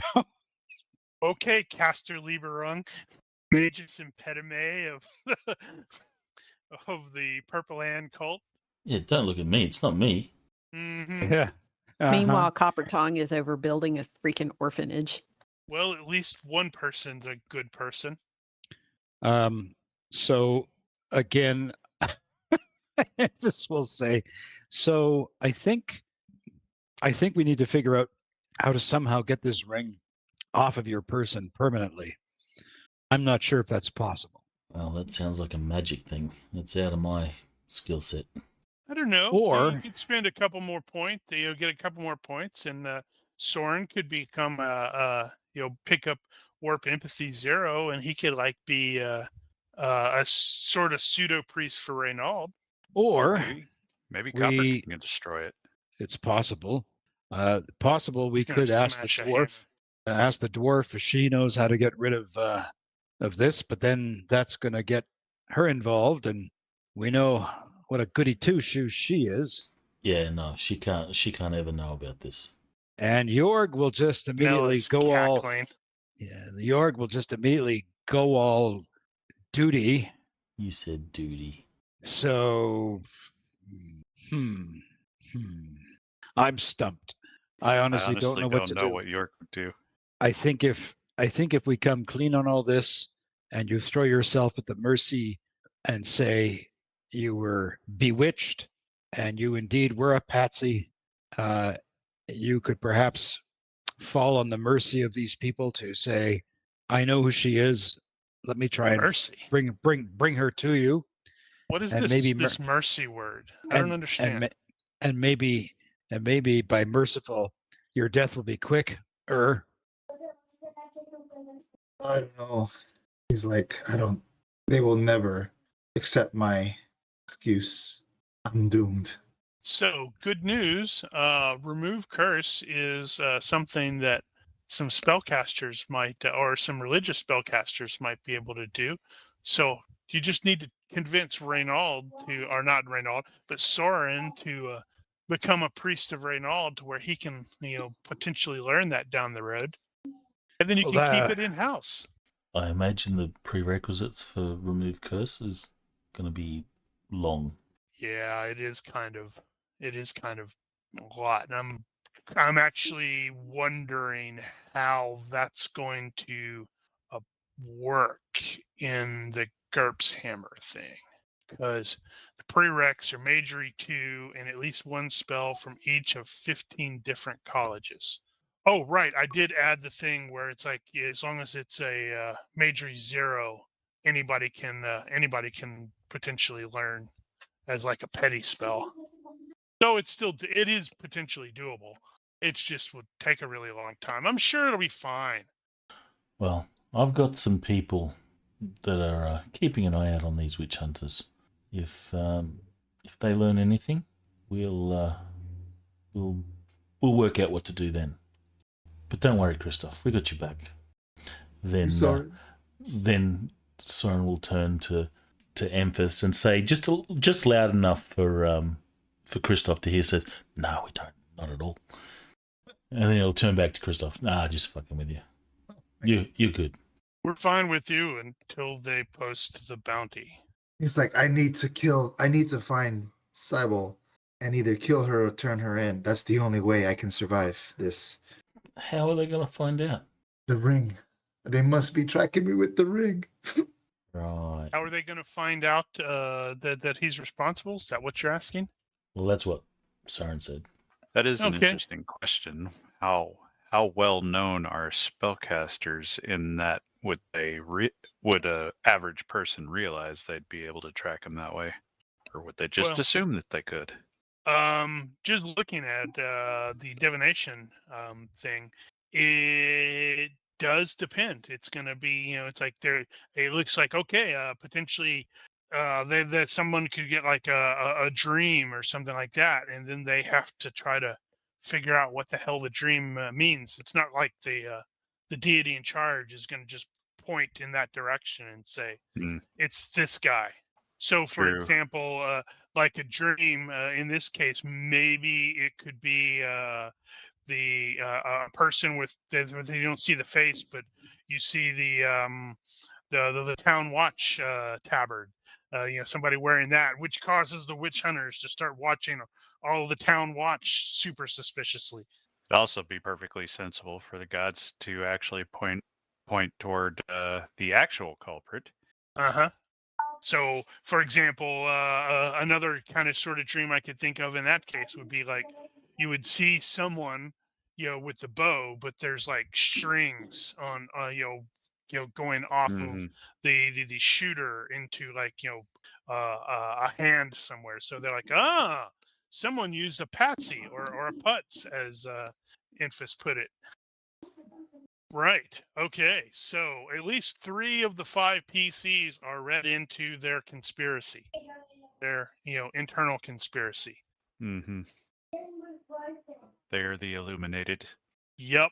We already know Jorg is going to go off someplace to start drinking. Apparently, Coppertongue is going to go across the river again and do some working for, like a couple hours before it gets dark.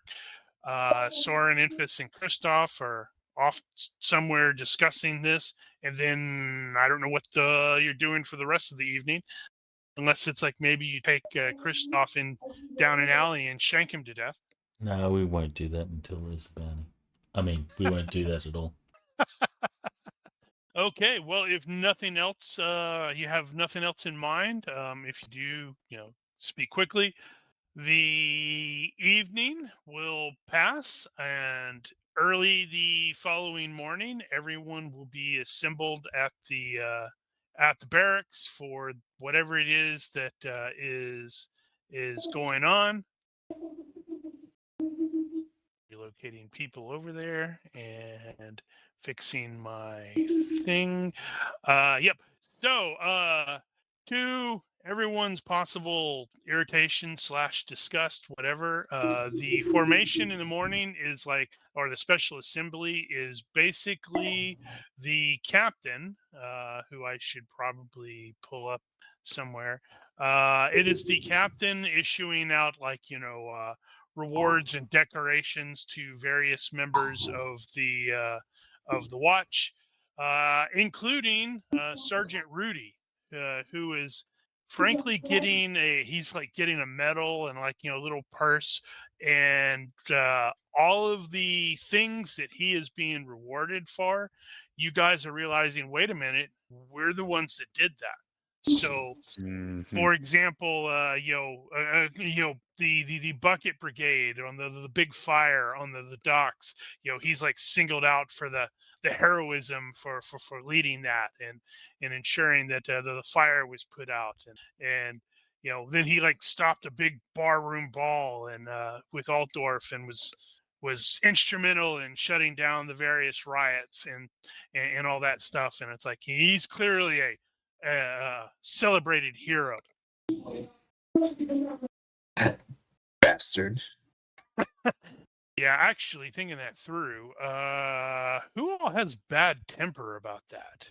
I seem to remember there were 2 PCs that had bad temper. Yeah, I was wondering if I needed to roll that. I don't know. Do you need to roll that? Selfish might also temper come and into effect. honesty. Oh yeah, she's also honest. She's like, wait. No, she's honest. That means she follows the rules. It does not mean she necessarily tells the truth. No, but what that means is that the fact that he's being completely dishonest is going to piss her off. Oh, I see what you're saying. Yeah. So she's how is- Bastard. very, We very do much all the work down. and he gets all the credit. Okay, so she's basically going to be, I guess, in formation. Is that Yep. what I understand? Or Yep. whatever. Okay. Yeah. So we're in formation, and as they're reading off his list of accomplishments, after every one, you're just going to hear this cough from where in her area that sounds a little bit like bullshit, just after every one. Excellent. 13 is what? That, I believe, is good. I'm trying to remember what that is on the. Well, what page is the reaction stuff on? 555. No, that's hit location. I think it was I found it. It's right around there. 560. Damn it! I did that last 13. time too. 13 is good reaction. Okay, so she does that a couple times. I see that, and it starts spreading among the other guards. So through several of the other ones who are. So it's like everybody, not everybody, but multiple people are doing it, which is definitely causing the captain to look around in like irritation. Yes. But clearly, not everybody likes him either. But he's going to accept the purse, and he's like, yeah, it was a bit difficult. This was, while shepherding these new recruits, and then the captain is going to study the assembled people, with that frown, and it's everybody's like, oh, several of you can almost hear the long-term people just like almost groan, like they have a pretty good idea what's about to come. And during there's a people that are they're like muttering, but they're not being as quiet as they should be. And eventually the captain's frown turns into a scowl, and Sergeant Barashchung, I should fix that, whatever, Sergeant Elsie is like just sort of so she's like present and clearly acting more like the XO. She's like just sort of half turns and glares at everybody, and they like kind of shut up, which also seems to cause the captain a bit more irritation. So clearly he wanted everybody to listen to him, not to her. But he starts to he addresses everyone with this really awkward speech. It's like I presume most of us have seen Andor. Totally think of it when I can't remember his damn name right now, but the security guy is talking about justice, and it's like, tomorrow is the beginning of the Schaffenfest. Our presence is a necessary bulwark to maintain order. And I'm totally going to rip it off. And there comes a time when the risk of doing nothing becomes the greatest risk of all. Tomorrow is one of those decisive moments, and there's no room for doubt on this path, and I expect all of you to do your utmost and prove Bögenhafen's faith in you. And it's like, it's one of those where what he was clearly thinking was going to be an inspirational speech just sort of lands with a thud, and nobody even reacts to it. And until, Sergeant Elsie, she's like, thank you, sir. Very inspiring. Doesn't sound remotely like she believes it. But then she turns to everybody and she's like, listen up, you filthy maggots. I do not want a repeat of last year's disaster. Drinking anything other than water is strictly forbidden, and I will personally string you up by the balls or by the tits if I discover you drunk on duty. We are not the ones dishing out the punishments. There is a magistrate handling that at the festival court. So anyone you take into custody should be taken there. Let the magistrate deal with justice. Keep in mind also the bloody witch hunters will be around, hunting for their murderer, so you may end up having to deal with them as well, which means watch your bloody mouths. Treat them like bloody nobility if you have to, but try to stay out of their way unless things are about to get out of control. Patrol routes and teams will be handed out when you arrive in the morning, so do your job. Watch your damn backs, and more importantly, watch each other's backs. If you have to shit, take someone with you. Remember, there will always be people who dislike the watch for some reason. And as she says that, she sort of just conveniently happens to look in Sergeant Klumpenklug's direction. She's like, and I will be handing out assignments shortly, so don't go anywhere yet. And then she, almost like in a afterthought, she turns to the captain and is like, do you have anything else, sir? He's like, hesitates, and he's like, then, shakes his head. So she's like, right, sergeants and corporals on me. Everyone else should stand by for your assignment. Yeah, I did see Copper Tong. Like, totally. Jorg is probably like, what? I can't drink anything but water? What? No, the Bob's ale is mostly water.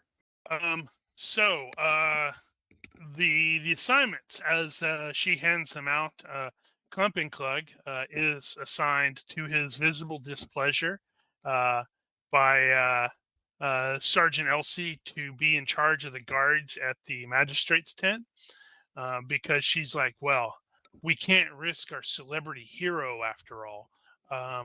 While the PCs, she's going to inform Acting Corporal Lang that he'll be in charge of his team, and you guys will be basically a roving group moving through the Schaffenfest.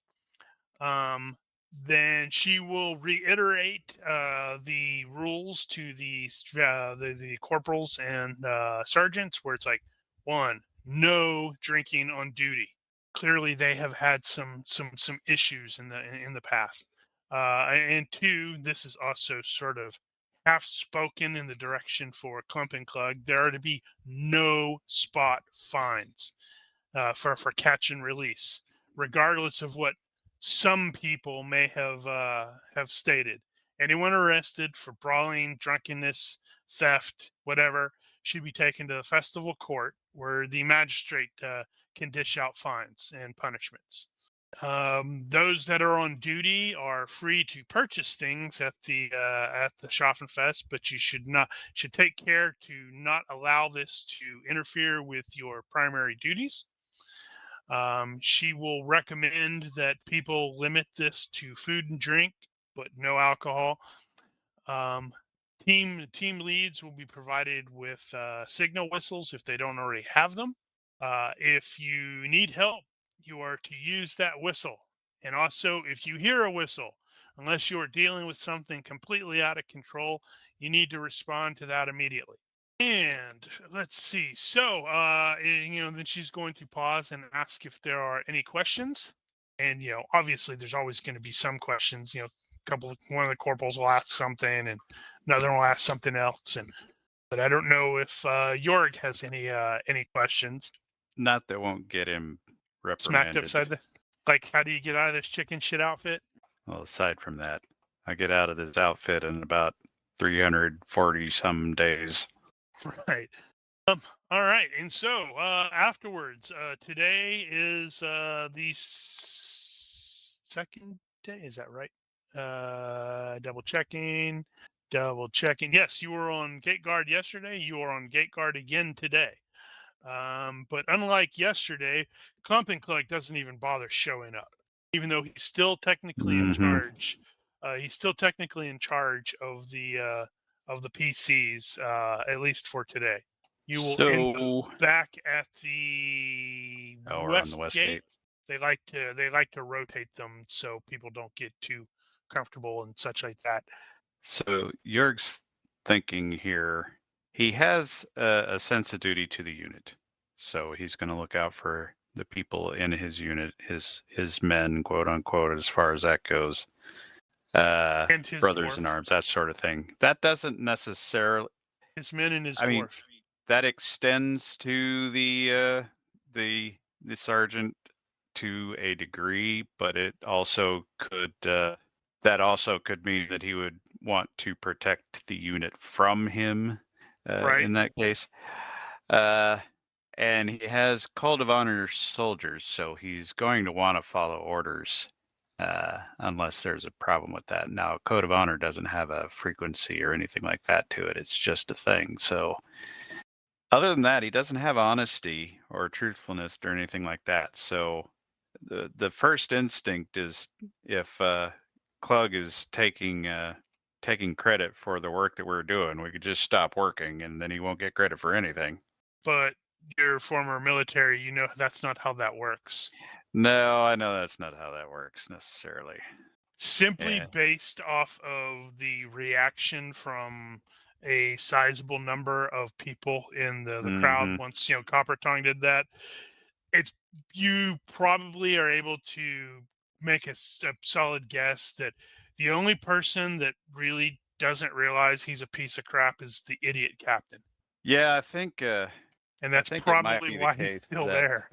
If his sense of duty extends toward the unit as a whole, that is the 99th or whatever it was, then he might consider Clump and Klug a liability to the unit in a way and be on the lookout for ways to remove him. Well, apparently you just need to tell Christoph to have a few words for him, and he'll shoot him in the night at night. Why would I do that? Like that damned assassin, killed the witch hunter who will get the justice he deserves. Sigmar, help us. So today, as stated, you're at the gate, and it is, needless to say, it is definitely busier than it was even yesterday, which makes sense considering the Schaffenfest is tomorrow. And so you really don't have a lot of time to not focus on the duties. However, what does probably trouble at least Christoph and possibly Enfys and Soren, since they're all read in now, is around the 11 or so, a witch hunter will actually ride up to within visual of the gate and just sits there on their horse, watching everyone who enters and exits, studying the guards, watching the dude handling the money box. It's really, really disconcerting. Was it Soren that had the body language? Yes. So York will ask it get a read on him. What do you think he's up to? Clearly no good, at least for us. Well, actually, no. Jorg's not clued in, so clearly no good. Well, I suppose there's no law against standing up to the side and scowling at people. This is the Empire. For the Empire. Did that Yes, it body did. language? I'm double checking. I'm reading because it's like it says body language. It acts like empathy. So I'm like, okay, I need to look up empathy. So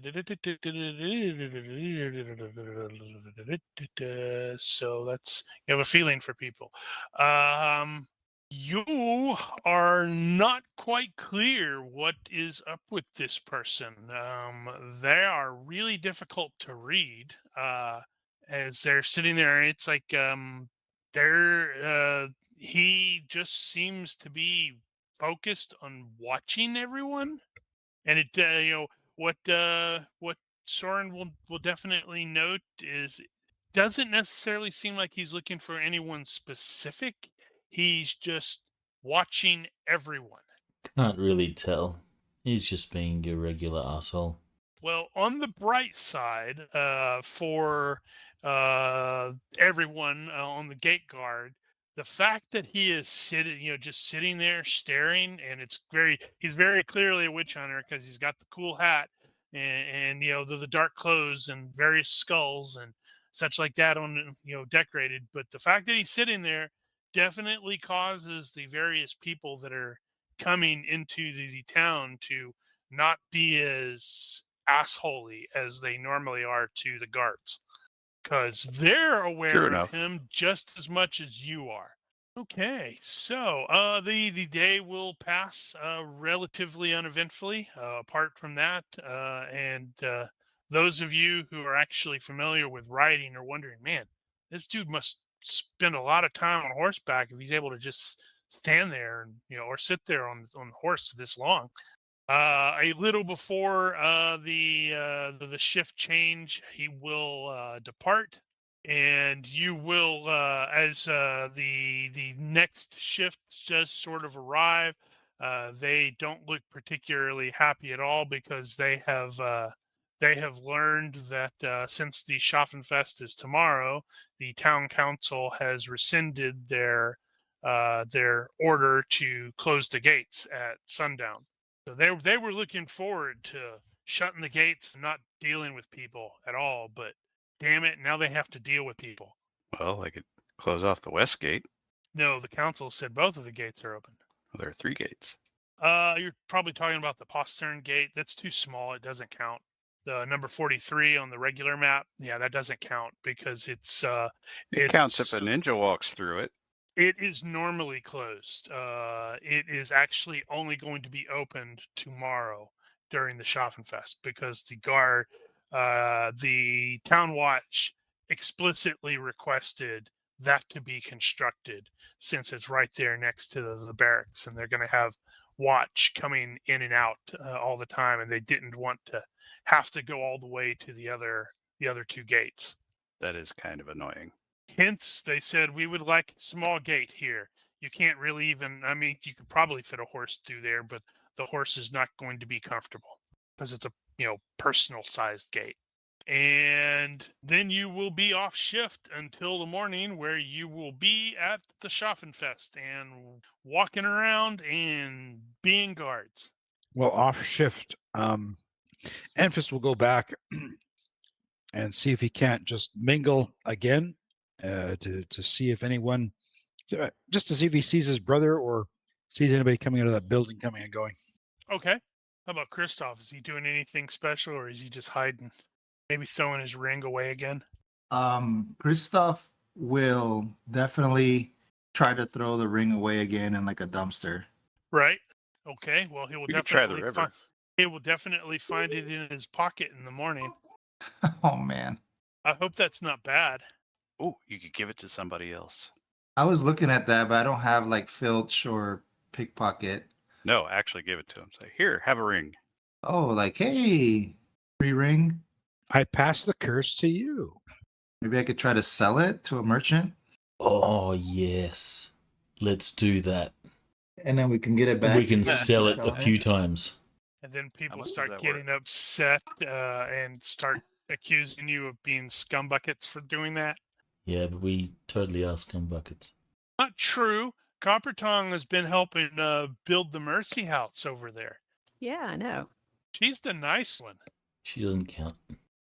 She Hey, she is the visible hole in the scum bucket. That's the only good thing to the scum bucket is that hole. I don't know how I feel about this. I was thinking the same thing. Oh, right. Damn it. I totally forgot to create a specific table. Oh, well. Okay. So, Right, well. what about Jorg and Coppertongue and Soren? Are you guys planning on doing anything crazy specific overnight or just doing your usual? No. He's just going to put in whatever effort he needs to grow that contact group. Right. allied So group. he will definitely have. They will have definitely learned that they're doing lots of investigating. Or they're like they're now starting to kick in some doors. Copper Tongue will take a little bit of time and go across the river and check on things, do some simple tasks, etc. for the Mercy House. Jörg is going to drink a lot. They're gonna be paying for it in the morning. Probably not nearly as much as a normal person, but yeah, he's gotta find a way to make it through an entire shift. Yep. He's only got a will of 11 to resist. Oof. And okay, so the following day, oops, I hit the wrong button or went the wrong way on the thing. So the following day is the first day of the Schaffenfest, which notably for Christoph is a holy day. It's a good day to die. Right. Now I'm trying to remember what we determined. Did we determine that he has he has unluckiness? I think that's what happens Right. when it triggers. Now I got to remember how that works because it's like nobody ever picks up unluckiness anymore. Just the GM gets to decide he fails at something. Well, no, my dooming is on. Yeah, it's Oh. like it's if you recall, I had said that if your dooming is active. So, for example, I don't remember what Jorg's is. Jorg is something about fear the working of the Surgery. bone saw. Yeah, so if he's in the process of dealing with a surgeon or is being operated on, unluckiness triggers for him. What is that? You have rotten luck. Things go wrong for you, usually at the worst. Once per play session, the GM will arbitrarily and maliciously make something go wrong for you. Ha ha ha. Oh wow. Wait, no. May not kill you outright for bad luck, but anything else less than that is fine. For lethally bad luck, see cursed. Oh, Then didn't think of that. Yeah, me neither. Why did Nosh disconnect? Did I disconnect? I guess he had enough. Disconnected. Oh, I did disconnect. What the heck? What happened to Nosh? Nosh? Oh, let's see here. I got an error. Ooh, that's Warning. that. Network Noble Connect socket exception while sending something not valid. Oh, we'll restart. Woo! I did not realize Curse is a 75-point disad. Wow. Regardless. Okay, so every spring, folk from across the Reichland flock to Bögenhafen for the Schaffenfest, as well as for the extensive livestock market, as we can see over here in number 2. There are scores of stalls and sideshows of all kinds, making the 3-day fair a great attraction and a highlight of the town's calendar. And I'm waiting for Infus to actually. I'm going to unpublic. No, I'll leave it public. Wait until he's actually officially back on. Okay, there we go, and go doot doot. So, hoping you see the map there, Nosh. I do. Yep.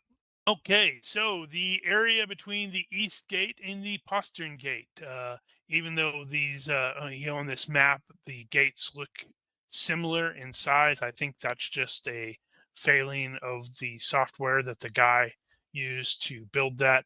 This is the Postern Gate, and it's really small. It's not a proper city gate or town gate.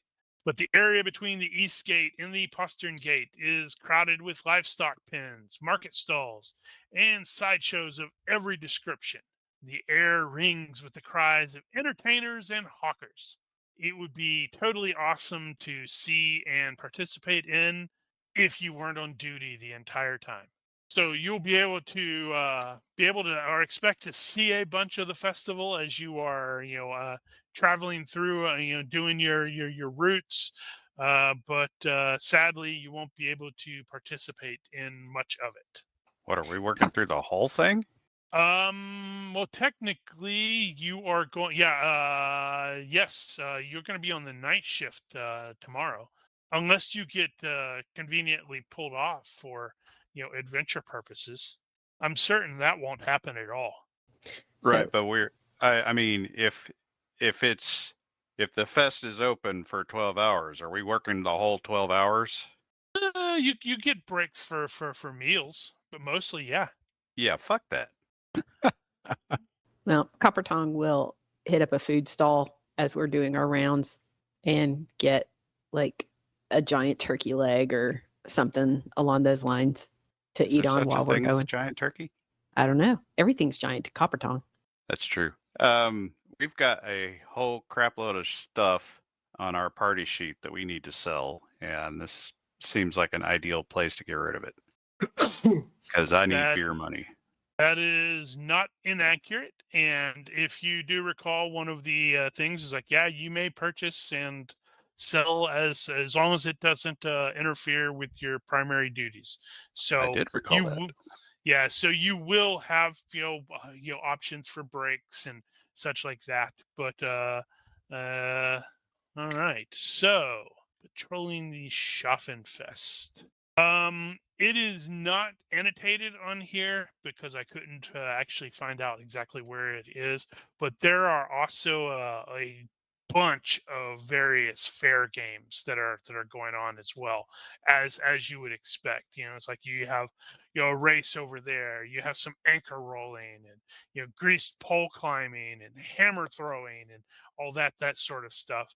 But what actually will definitely attract Christoph's attention as you're doing your various patrol through there is one of the things you'll note is that there is a archery contest that is apparently sponsored by the Graf himself, which most everybody presumes it means he's like recruiting for a new company of archers for the inevitable moment when he decides to make a play for Ubersreich. But notably, there is a massive line to get into this because the purse for it is absurd. It's like 25 gold crowns. I need Christoph sound like a trap to give, at all. Like, yeah, I need Christoph to give me either a perception or observation, both at either at -2 into the skull, please. reminds me of you've ever seen the Robin Hood with the cartoon, like the fox? Oh yeah. And Oh yeah. Mhm. he's got the archery contest. That's right. So you need All to go right, over there so and win it, right? let's see. Observation is a little bit better for me in the skull. Ooh, good roll. So he's like, obviously, the first thing he will probably go is like, "Woo, that's a lot of money," and then he's like, "Wait a minute, hold on. I'm trending towards picking up paranoia as a disad," and in this case, he realizes maybe the paranoia would have been right because at least he will recognize at least one of the guys who is basically like running the thing, and he will be vaguely familiar looking, and then you finally place him. He was one of the soldiers that was riding with the now dead witch hunter. So yeah, you're probably your presumption that I think this is probably a trap to find the best archers so we can interrogate the crap out of them is probably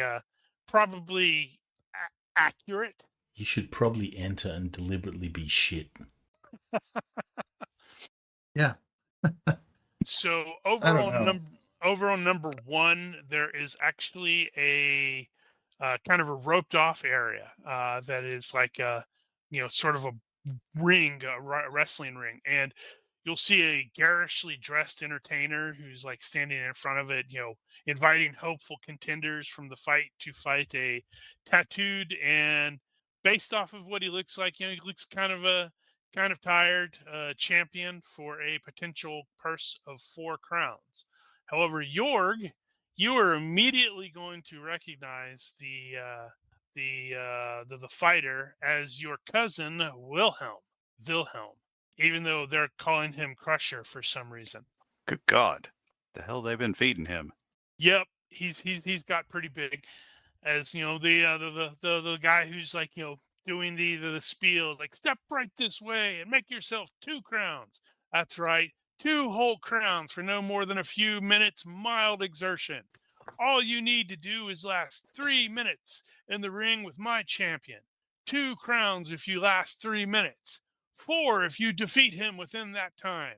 You there, you look fast on your feet. You think you could stay out of trouble for 3 minutes? It's not that long, except in GURPS rounds. And you, yes, you, why don't you show your friends just how strong you are? Just a 2 shilling entrance fee and he's all yours. Yep, the Wilhelm scream. Well, I'll definitely go over there and say hello. So, fun thing there is you sort of start advancing to say hello, and the guy immediately zeroes in on you, like, he presumes you're volunteering. He's like, excellent, we have our go. Yes. Perfect. No, It'll come up there. But Wilhelm, or I'm sorry, Crusher, he sees you and he like leans forward and he whispers something to the guy, and it's like the guy looks all disappointed. He's like, I'm sorry, ladies and gentlemen, I have just learned that this man is my champion's cousin, so he is ineligible. I'm sorry, sir. You do not get the opportunity to wrestle with your friend or your cousin here. However, any of your buddies there, they are perfectly content to do so. I think you might have a chance with the dwarf. She's just eating her turkey leg, man. No, when he says something about being ineligible, it's like, no, we've fought like 5 or 6 times when I was a kid already, so I already know how hard he hits. That's not helping. And it's like, then he's like, you there. And then, some dude will volunteer to get in there, and it's like pays 2 shillings and get up there, and they start wrestling. Needless to say, fellow does not survive the 3 minutes. Well, I mean, he survives the 3 minutes, but he doesn't he doesn't last, and is probably promptly tossed out. Let's see. So Soren has body language. You do not need to make a check. I'm just noting that he has it, and he can look over the wrestler, and he can totally tell, yeah, this guy is not tired. He's just doing a really good job of pretending like he's tired. He knows that con. Okay. Soren might look around for someone taking bets. That's an interesting thought. I hadn't considered someone betting on it. I mean, I don't see why not. That again? What? We never had a really good rule for that. Yeah, that's true. So yeah, it's funny is the previous time that I ran through some of this, the PCs kind of hated the Schaffenfest because what I did was Right. I said, this is, everybody's gone to a town or a county fair, right? Or something like that, or like, Gen Con, or, something like that. And so I had everybody actually make like effectively will checks. And if they failed that, they spent, X number of like, shillings or something like that. And it's like everybody kept seriously failing. And it's just like, okay, you're buying junk.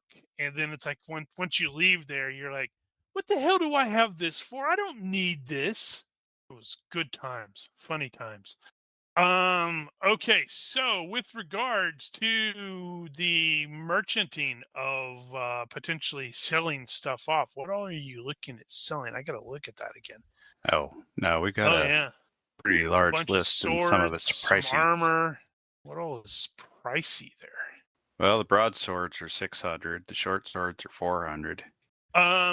Okay. So, right. So normally it is half, I believe.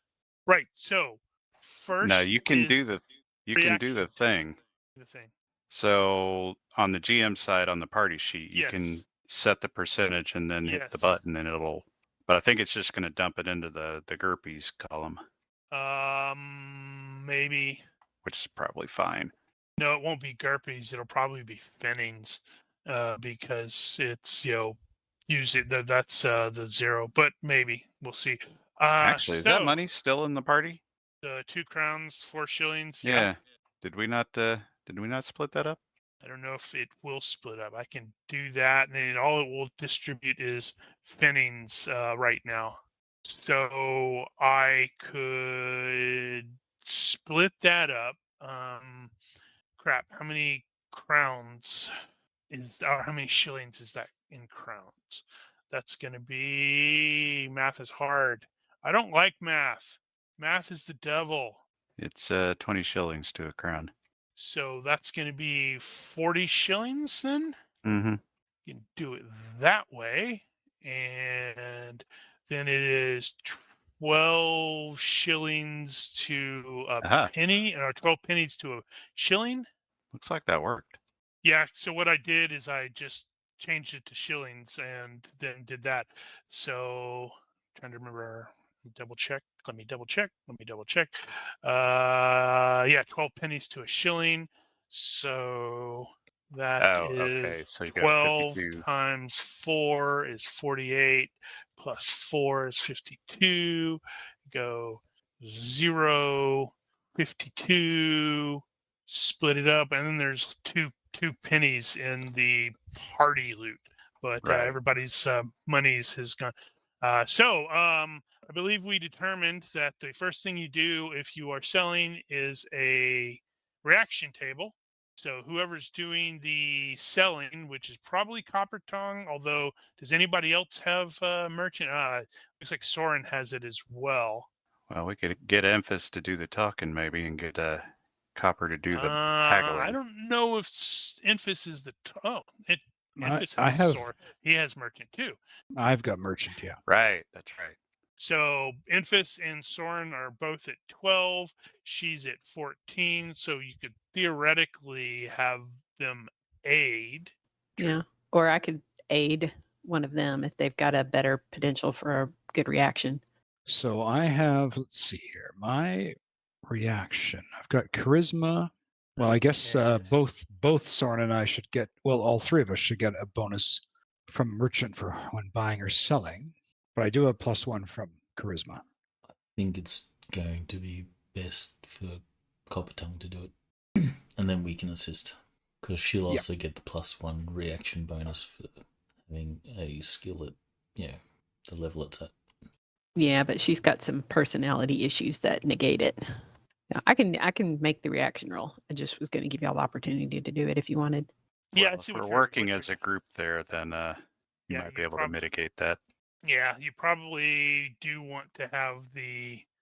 Yeah, I can see that. So yeah, but whoever's making the roll, the merchanting roll would be the one that would make the reaction roll as well.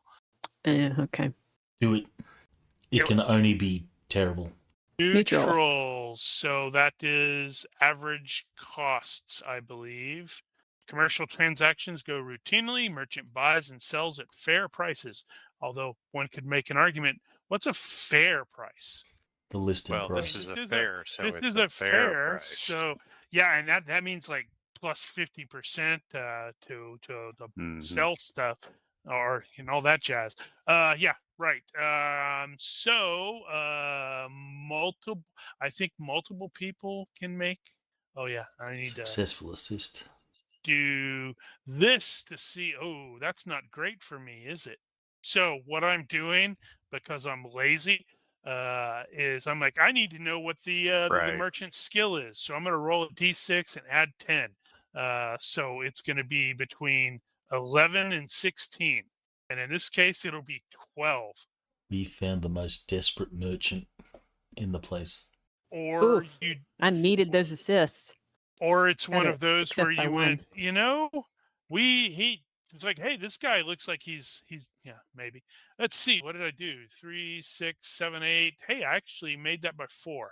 So they will Of course you do did. the standard price, which is sell for 50%. Is that right in GURPS as well?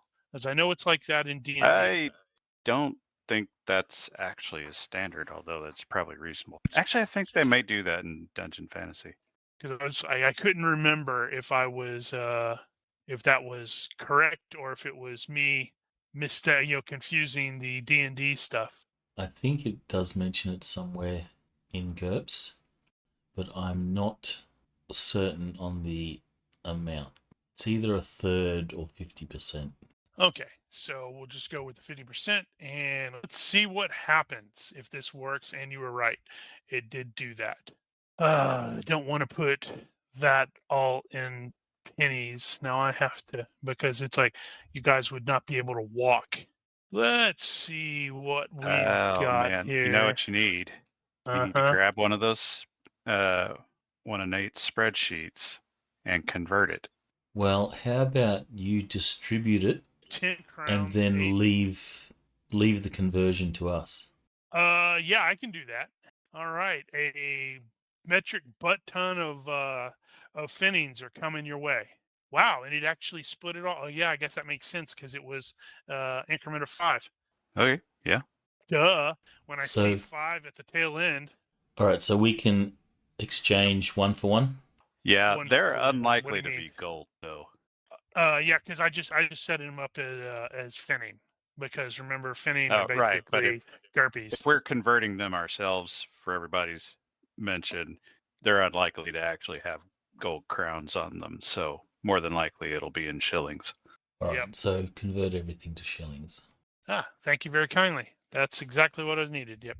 So what I tend to do in that case, Daniels, I have one of the Warhammer. I got the master sheet, and I just go to the gear and I plug in what the amount is on the pennies, and I don't put anything in the purchase calculator, but it will say, so for example, right now I have 0 crowns, 0 shillings, brass pennies, 2503.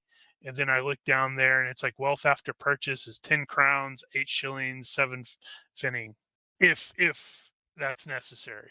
So man, you did make a sizable chunk of change there. Let's see. I'm gonna have someone roll me a D100, please, because I forgot to actually make this table. There we go. 40. A 40 is that's an entertainer. What is up with the entertainer? Okay, so you are called or the team ends up going to one of the little entertainer areas, and because of something of a scuffle has broken out. SC75. Okay. I will make a note of that. And is it an actual table? Because if it is, I will make that table. But if it's just a social engineering, now that's just a that's just a reaction table thing. Okay. Yeah, we probably do need those in there. Yeah. So how is it any different than what is currently on the basic set? It's just split more up, specific. right? Commercial transactions, I'm looking at poor, are unprofitable, ask for 120. And is that any different? I think it's the same thing. It's just they broke it out of the they broke it out of the way the stuff is done in basic. So sadly, Rudy is stuck in the tent with the judge, the magistrate. So I mean, that he's would so be good kind at of just funny. disappearing. So, It is not him.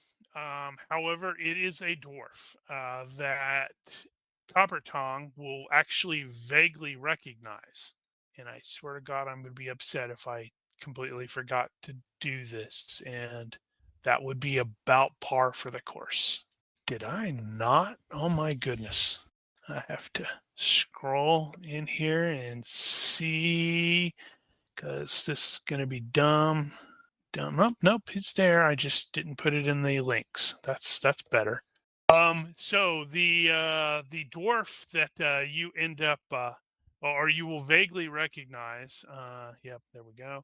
Now I gotta resize and get everything correct because I forgot him. Copper Tongue will actually recognize vaguely the dwarf. He is the if you recall the dude that you were working in his shop. He mentioned he had a drunkard as a semi apprentice that he was like thoroughly frustrated with because the guy kept just disappearing.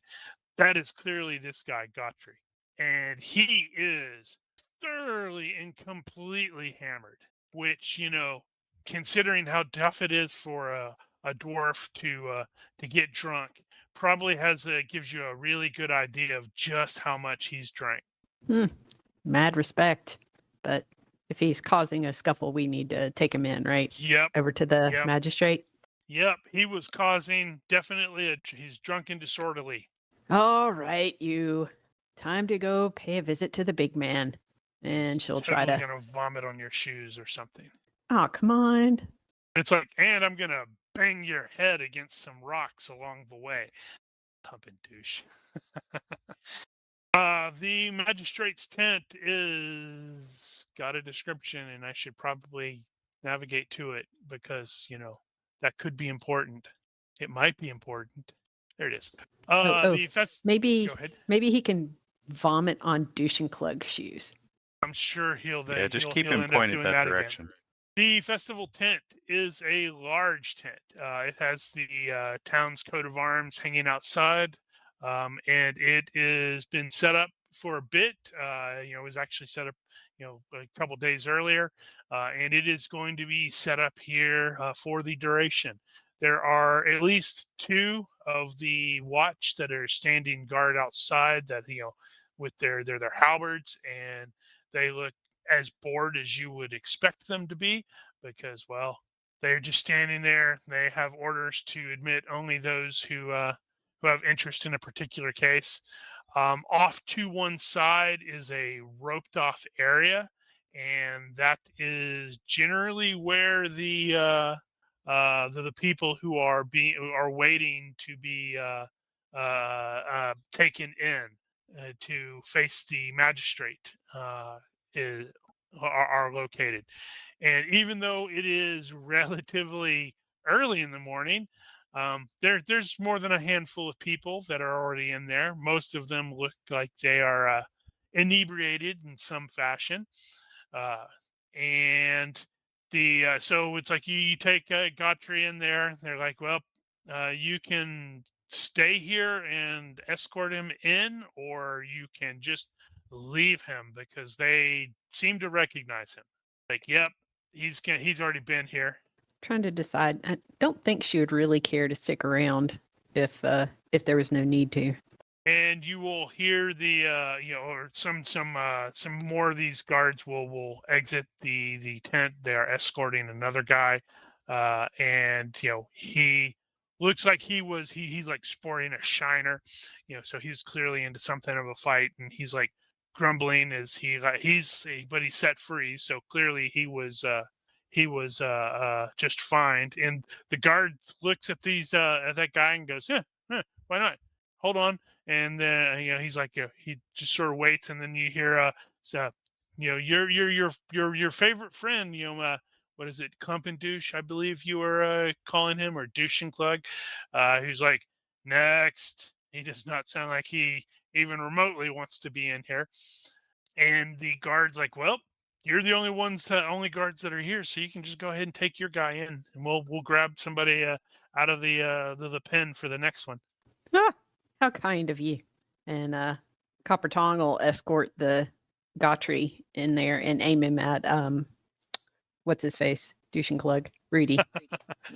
So inside the tent, those 2 additional halberdiers, they will give you a nod, give those of you a nod. You will recognize the magistrate as the chief magistrate, who actually is the fellow that sort of sentenced you to the guard. He doesn't look like he's especially excited to be here either. Although, just doing his job, and he looks up, he's like, all right, what are the charges? Drunk and disorderly.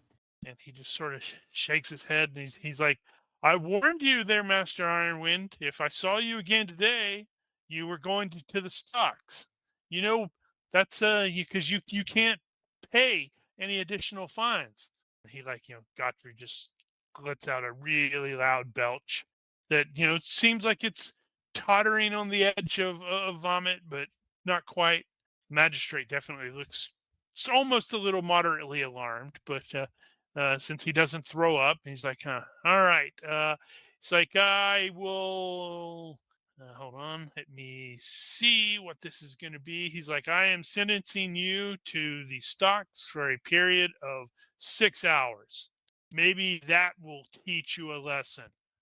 Godfrey's like, no, I'm certain I can pay the fines. And he sort of, he realizes that there's as far as he's concerned, a very fetching dwarf woman standing there. He's like, ma'am, can you spare me the money?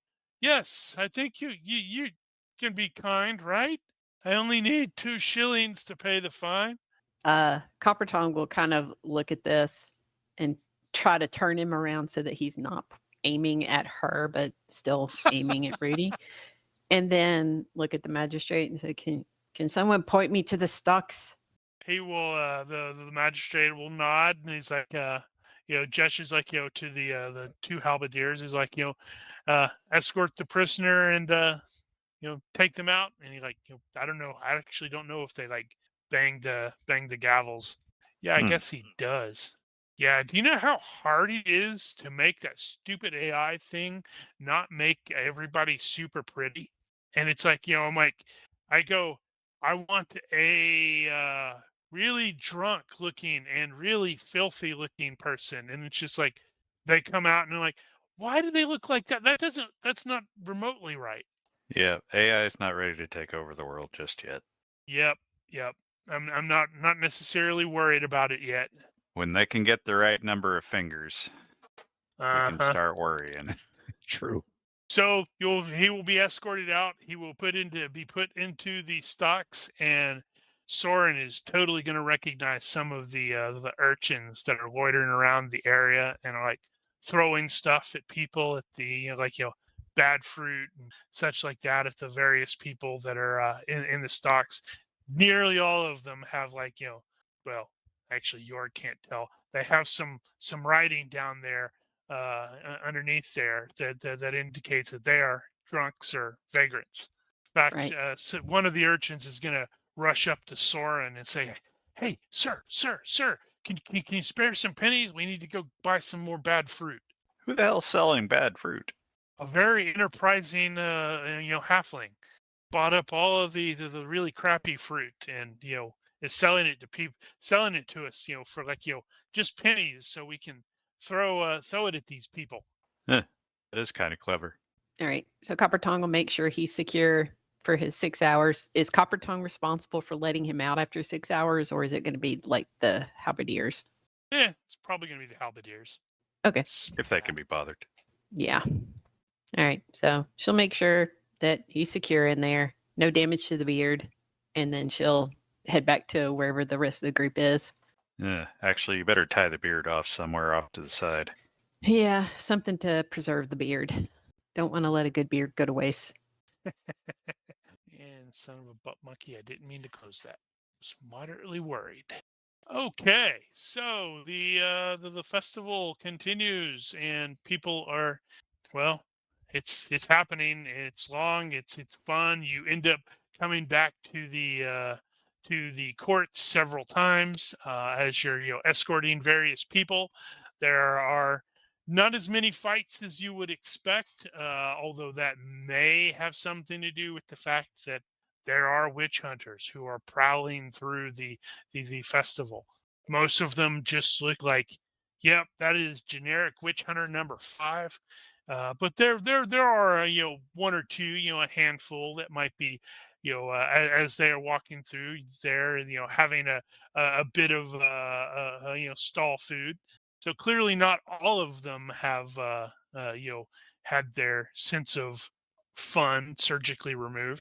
And a question there I do have is there any place or anything in the kind of festival that is explicitly interesting to one of the characters? Like, you're looking for this kind of thing. Oh, Enfys wants to check out Dr. Malthusius's Zootopia. Okay. Eventually, your stuff will the route will bring you there. It is a semicircular rope enclosure, stands against the town wall, marking out the edges of his Zootopia. At the back are 2 wagons, one of which has a banner on the side proclaiming his Zootopia. Proclaiming Dr. Malthusius's Zootopia. Strange creatures from all corners of the world, the marvelous, the bizarre, the disgusting, brought to you at enormous expense. No other like it in the world. And I absolutely have to copy paste this because of the entertaining spelling. Although to Jorg, it's just scribbles. Blah, blah, blah. The other wagon is a flatbed with a pile of stout wooden cages on it, all that are covered in oiled tarpaulins. Odd sounds come from within. Leaning against it are stacked a variety of signs for advertising the show. When you first passed there, fairly early in the day, it is closed. But there is a dwarf that is wearing a rather fetching hat, because that's the best hat I could actually get them to make based off of my description. So sometimes it'll work. But he is basically checking the cages, and anyone that gets a little too close is like, "Oi, we ain't bloody started yet. Come back in an hour. The doctor will see you then." So Enfys will approach Stonetooth and say, "Hey, I'm with the watch. I'm going to inspect your cages." "You can't do that. The hell I can. Come back in an hour, and then you can see him all you want." Enfys will point his finger at the dwarf and say, "I'll inspect them now. You'll stand aside. I have reason to suspect that animal mistreatment's going on here." "Ain't no bloody animal mistreatment. They're I'll be monsters the judge of that. strange creatures from," and he pauses, he thinks, "all corners of the world." Yes, corners spelled with a K. Indeed. They're like marvelous and bizarre and Well, thinking, all disgusting. yes, well, all the more prove reason for me to Come back in an hour. to inspect them. Well, we've already Or, been inspected. Or shall I have my associates here step up and insist? And while you are doing that, the other wagon, the one that isn't the crappy flatbed, the door will open, and a rather brightly dressed fellow comes out. And this one was really funny. I love the hat that it gave me. I thought you were going to say, and a necromancer steps out and says, "How dare you?"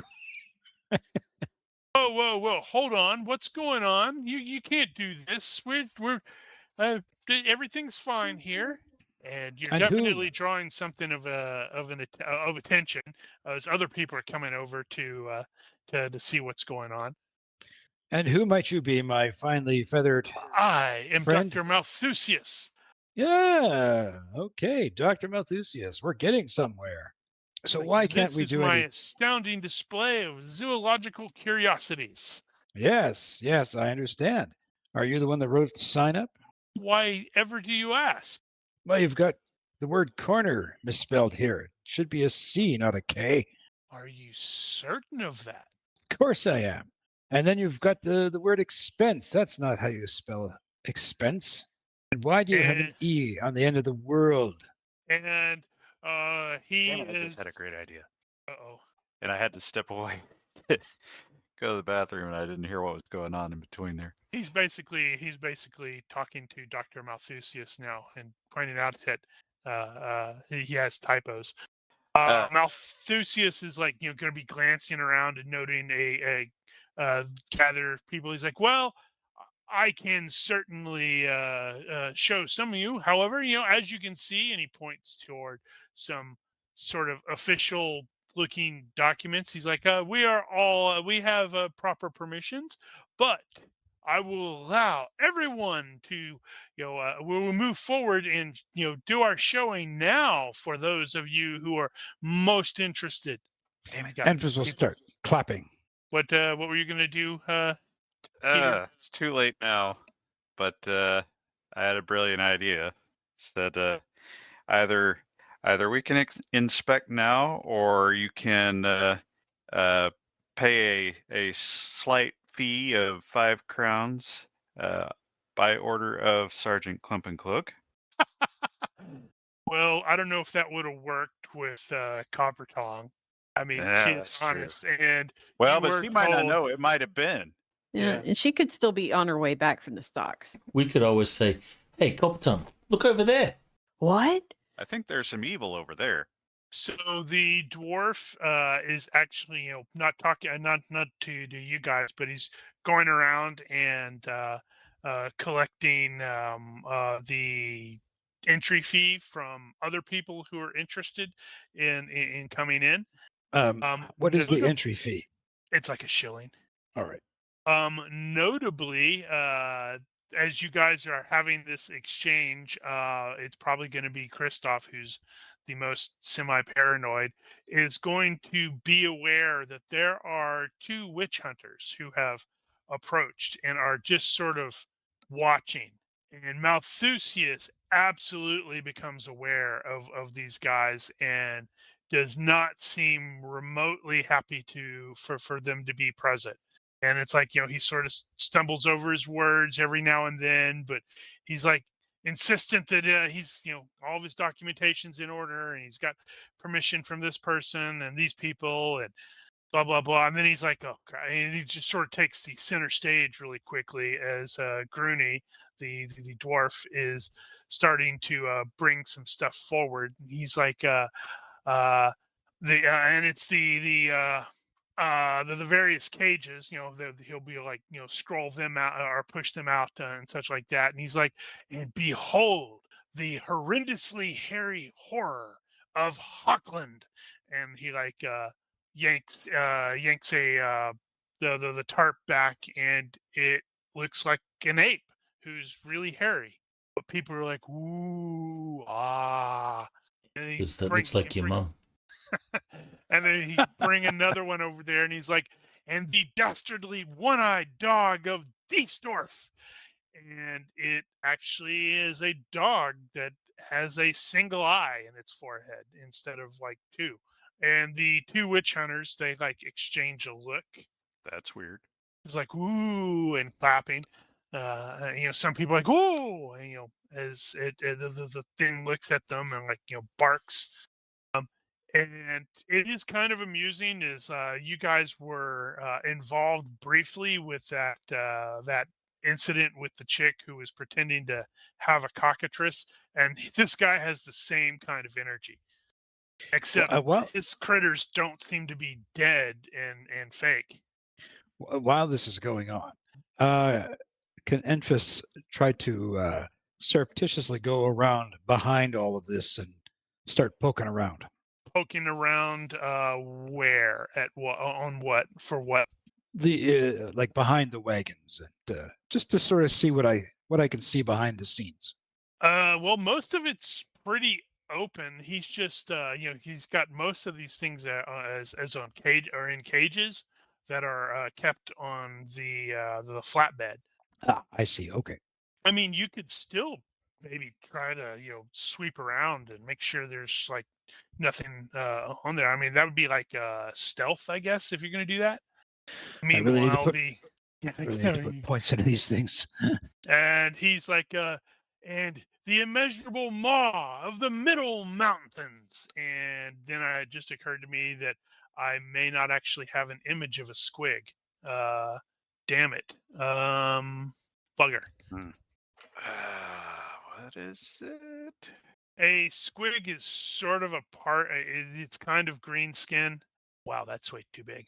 And it's like these weird critters. And I'm trying to find a picture that isn't a 40K Link. version. I wonder if that's going to be the 40K version. Nope, maybe not. Yes, those are squigs. Why is it not? Is it only showing the front? That's weird. Well, it's got like a video there. There's a few other images. I found one. If I can get it in there and put it on the. Those for are the kind of thing. funny looking. Yeah, they're just weird creatures that the darned greenskins like to use, because greenskins are weird. Why the hell not? No, it reminds me of the what the hell is that creature in Morrowind? I don't not a know. I guar. haven't played Morrowind in so long. It's that bipedal thing they use it to carry cargo on some places. Crap, I can't remember the name of it. All right, hold on. Assets and reload. Guar. Refresh. Yeah. Guar. Guar's a band. Different kind of guar. Are you sure? Maybe they're part of it. That's wrong. And dang it. Okay, finally. And okay. So this is a squig. It's not that big. In this case, it's kind of small. He has something like that in a cage? Yep, it's a relatively small squig. And then he's like, and finally, the ghastly three-legged goblin of Grisenwald. And as Grooney leads the goblin out, he's actually got it like on a chain. It abruptly turns and bites his hand, and then bolts. The crowd just suddenly starts panicking because, oh my God, it's a goblin, and they get all in your way.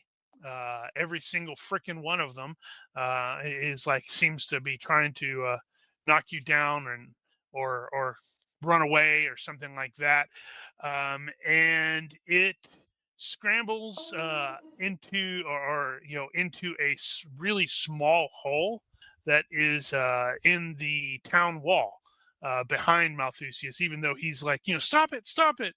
There was like clearly an old iron grating had been there, but it has rusted away to mostly nothing, and it scrambles in there and it wiggles and poof, it's disappeared. And just everybody, yeah, I looked at it. Oh, for the love of the two witch hunters, sort of stride forward, and the older one, he looks at the PCs before he points to Malthusius, and he says, "Clasp this man into irons for trafficking in prohibited creatures." That was a mutant. Whoa. Yeah, definitely was mutant. Do the witch hunters have authority, like legal Their enforcement level of powers? Authority, yes and no. It's one of those. It's like they're not supposed to be able to just randomly execute people, but that doesn't necessarily stop them.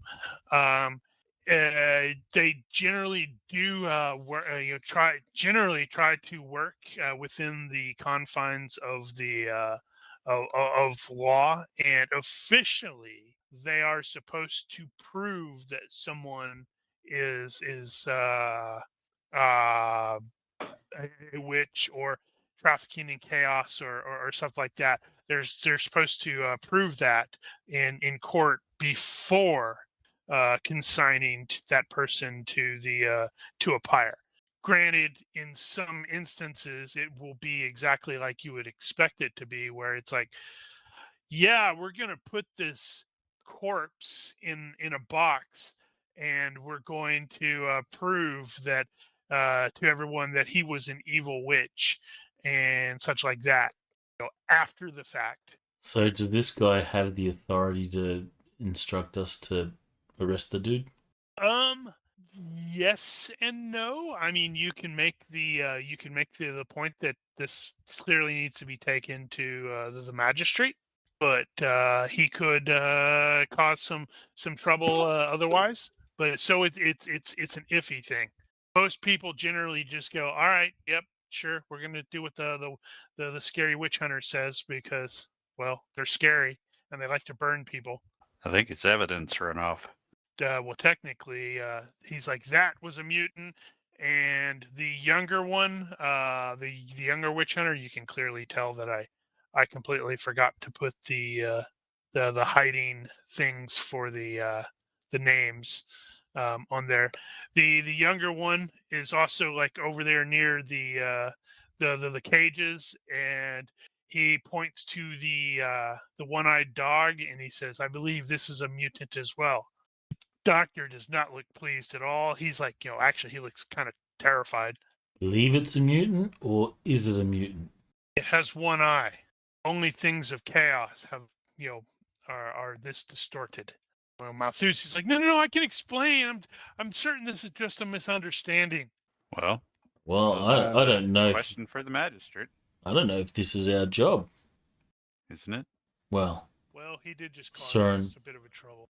Cern will turn to your. What do we do? I mean, if he's got papers and stuff, he can show it to the magistrate, and that's the magistrate's job. So, if you please, sir. All right. Yes. So, you will arrest him. Basically arrest him. The younger be witch polite. hunter. The younger witch hunter is going to remain here to do further investigation. And he's like, we need to put this. Well, actually, you need to escort some of this stuff there for proof. You will take Malthusius to the festival court. The lead witch hunter will go with, basically walk in front, and it's really useful actually having him walk in front of you because it's like you don't have to shove people out of the way; they just sort of part, and that's pretty helpful. And the guys with the halberds, the guards that are out there, like see this coming in, they've got that crap. Don't want to deal with this sort of thing expression. The witch hunter just goes right by them. They don't stop him because, well, they're scared of witch hunters. Most everybody's scared of witch hunters. And the magistrate, good old magistrate Richter, is like, looks up and he's like, what's all this then? And I totally did do that wrong. There it is. So once you're in there, and the Kessel, the lead witch hunter, explains, basically, okay, this dude is trafficking in mutants, and he had a mutant goblin and it escaped into, I presume, your town sewers. He is clearly to be remanded into the custody of the Templars, which is basically what the witch hunters are. So we can put him to question to see what further, madness he is doing. The magistrate will look to Corporal Lang, and with a clear expectation of him speaking, or at least saying his piece. Did he not show papers or something like that? He said he had. He pointed at the papers. Yeah, he said he had some license. I'm certain you would have probably grabbed those because that would have made sense. It's like, yes, yeah, I have license. He's like, so I guess you have those. Lang can really do much with them.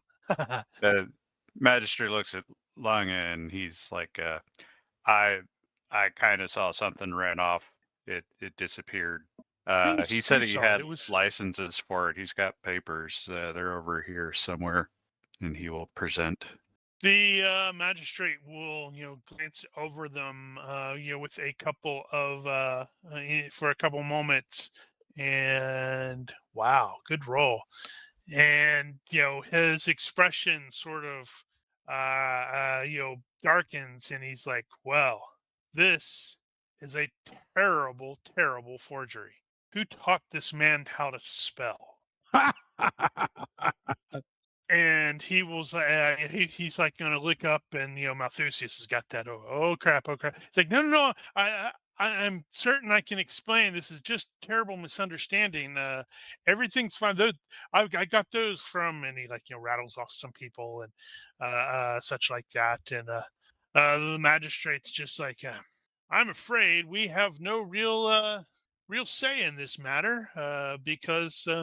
The Honorable Templar here is correct. You seem to be trafficking in prohibited creatures. That, if that was a mutant, then that is even worse than just being a greenskin. I'll whisper to Soren. I could have totally corrected all the spelling errors.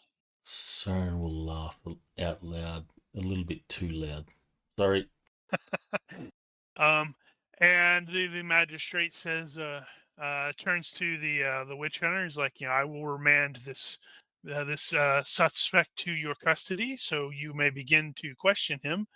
But there is the matter of you say that we have a mutant loose in my city or my town, and the witch hunter just sort of he sort of shrugs. That is not my my remit. You'll have to deal with that yourself. Soren goes, oh fuck. Your will identify the specific grate that it went in. Yes, that's definitely in the sewers, the magistrate says. And Clump and Clug looks at you guys and he smiles maliciously. And he goes, well, I think Corporal Longa here and his team should venture forth and bring that beastie back. Well, that's just great. And, the magistrate's like, yes, this is within the role of the watch. So shall it be. I charge you there, Corporal. Bring this creature back. And with that, we are going to fade to black, cue the music, and roll the credits. If you are watching or listening to this and have any comments, questions, complaints, or general heckling, well, you can keep the heckling to yourself. But feel free otherwise. Leave a comment here or find us at Discord. Please consider liking and subscribing to our YouTube and Twitch channels, or don't. I am not your dad. Anyway, thank you for watching. Olympus out. See ya. Bye. Adios.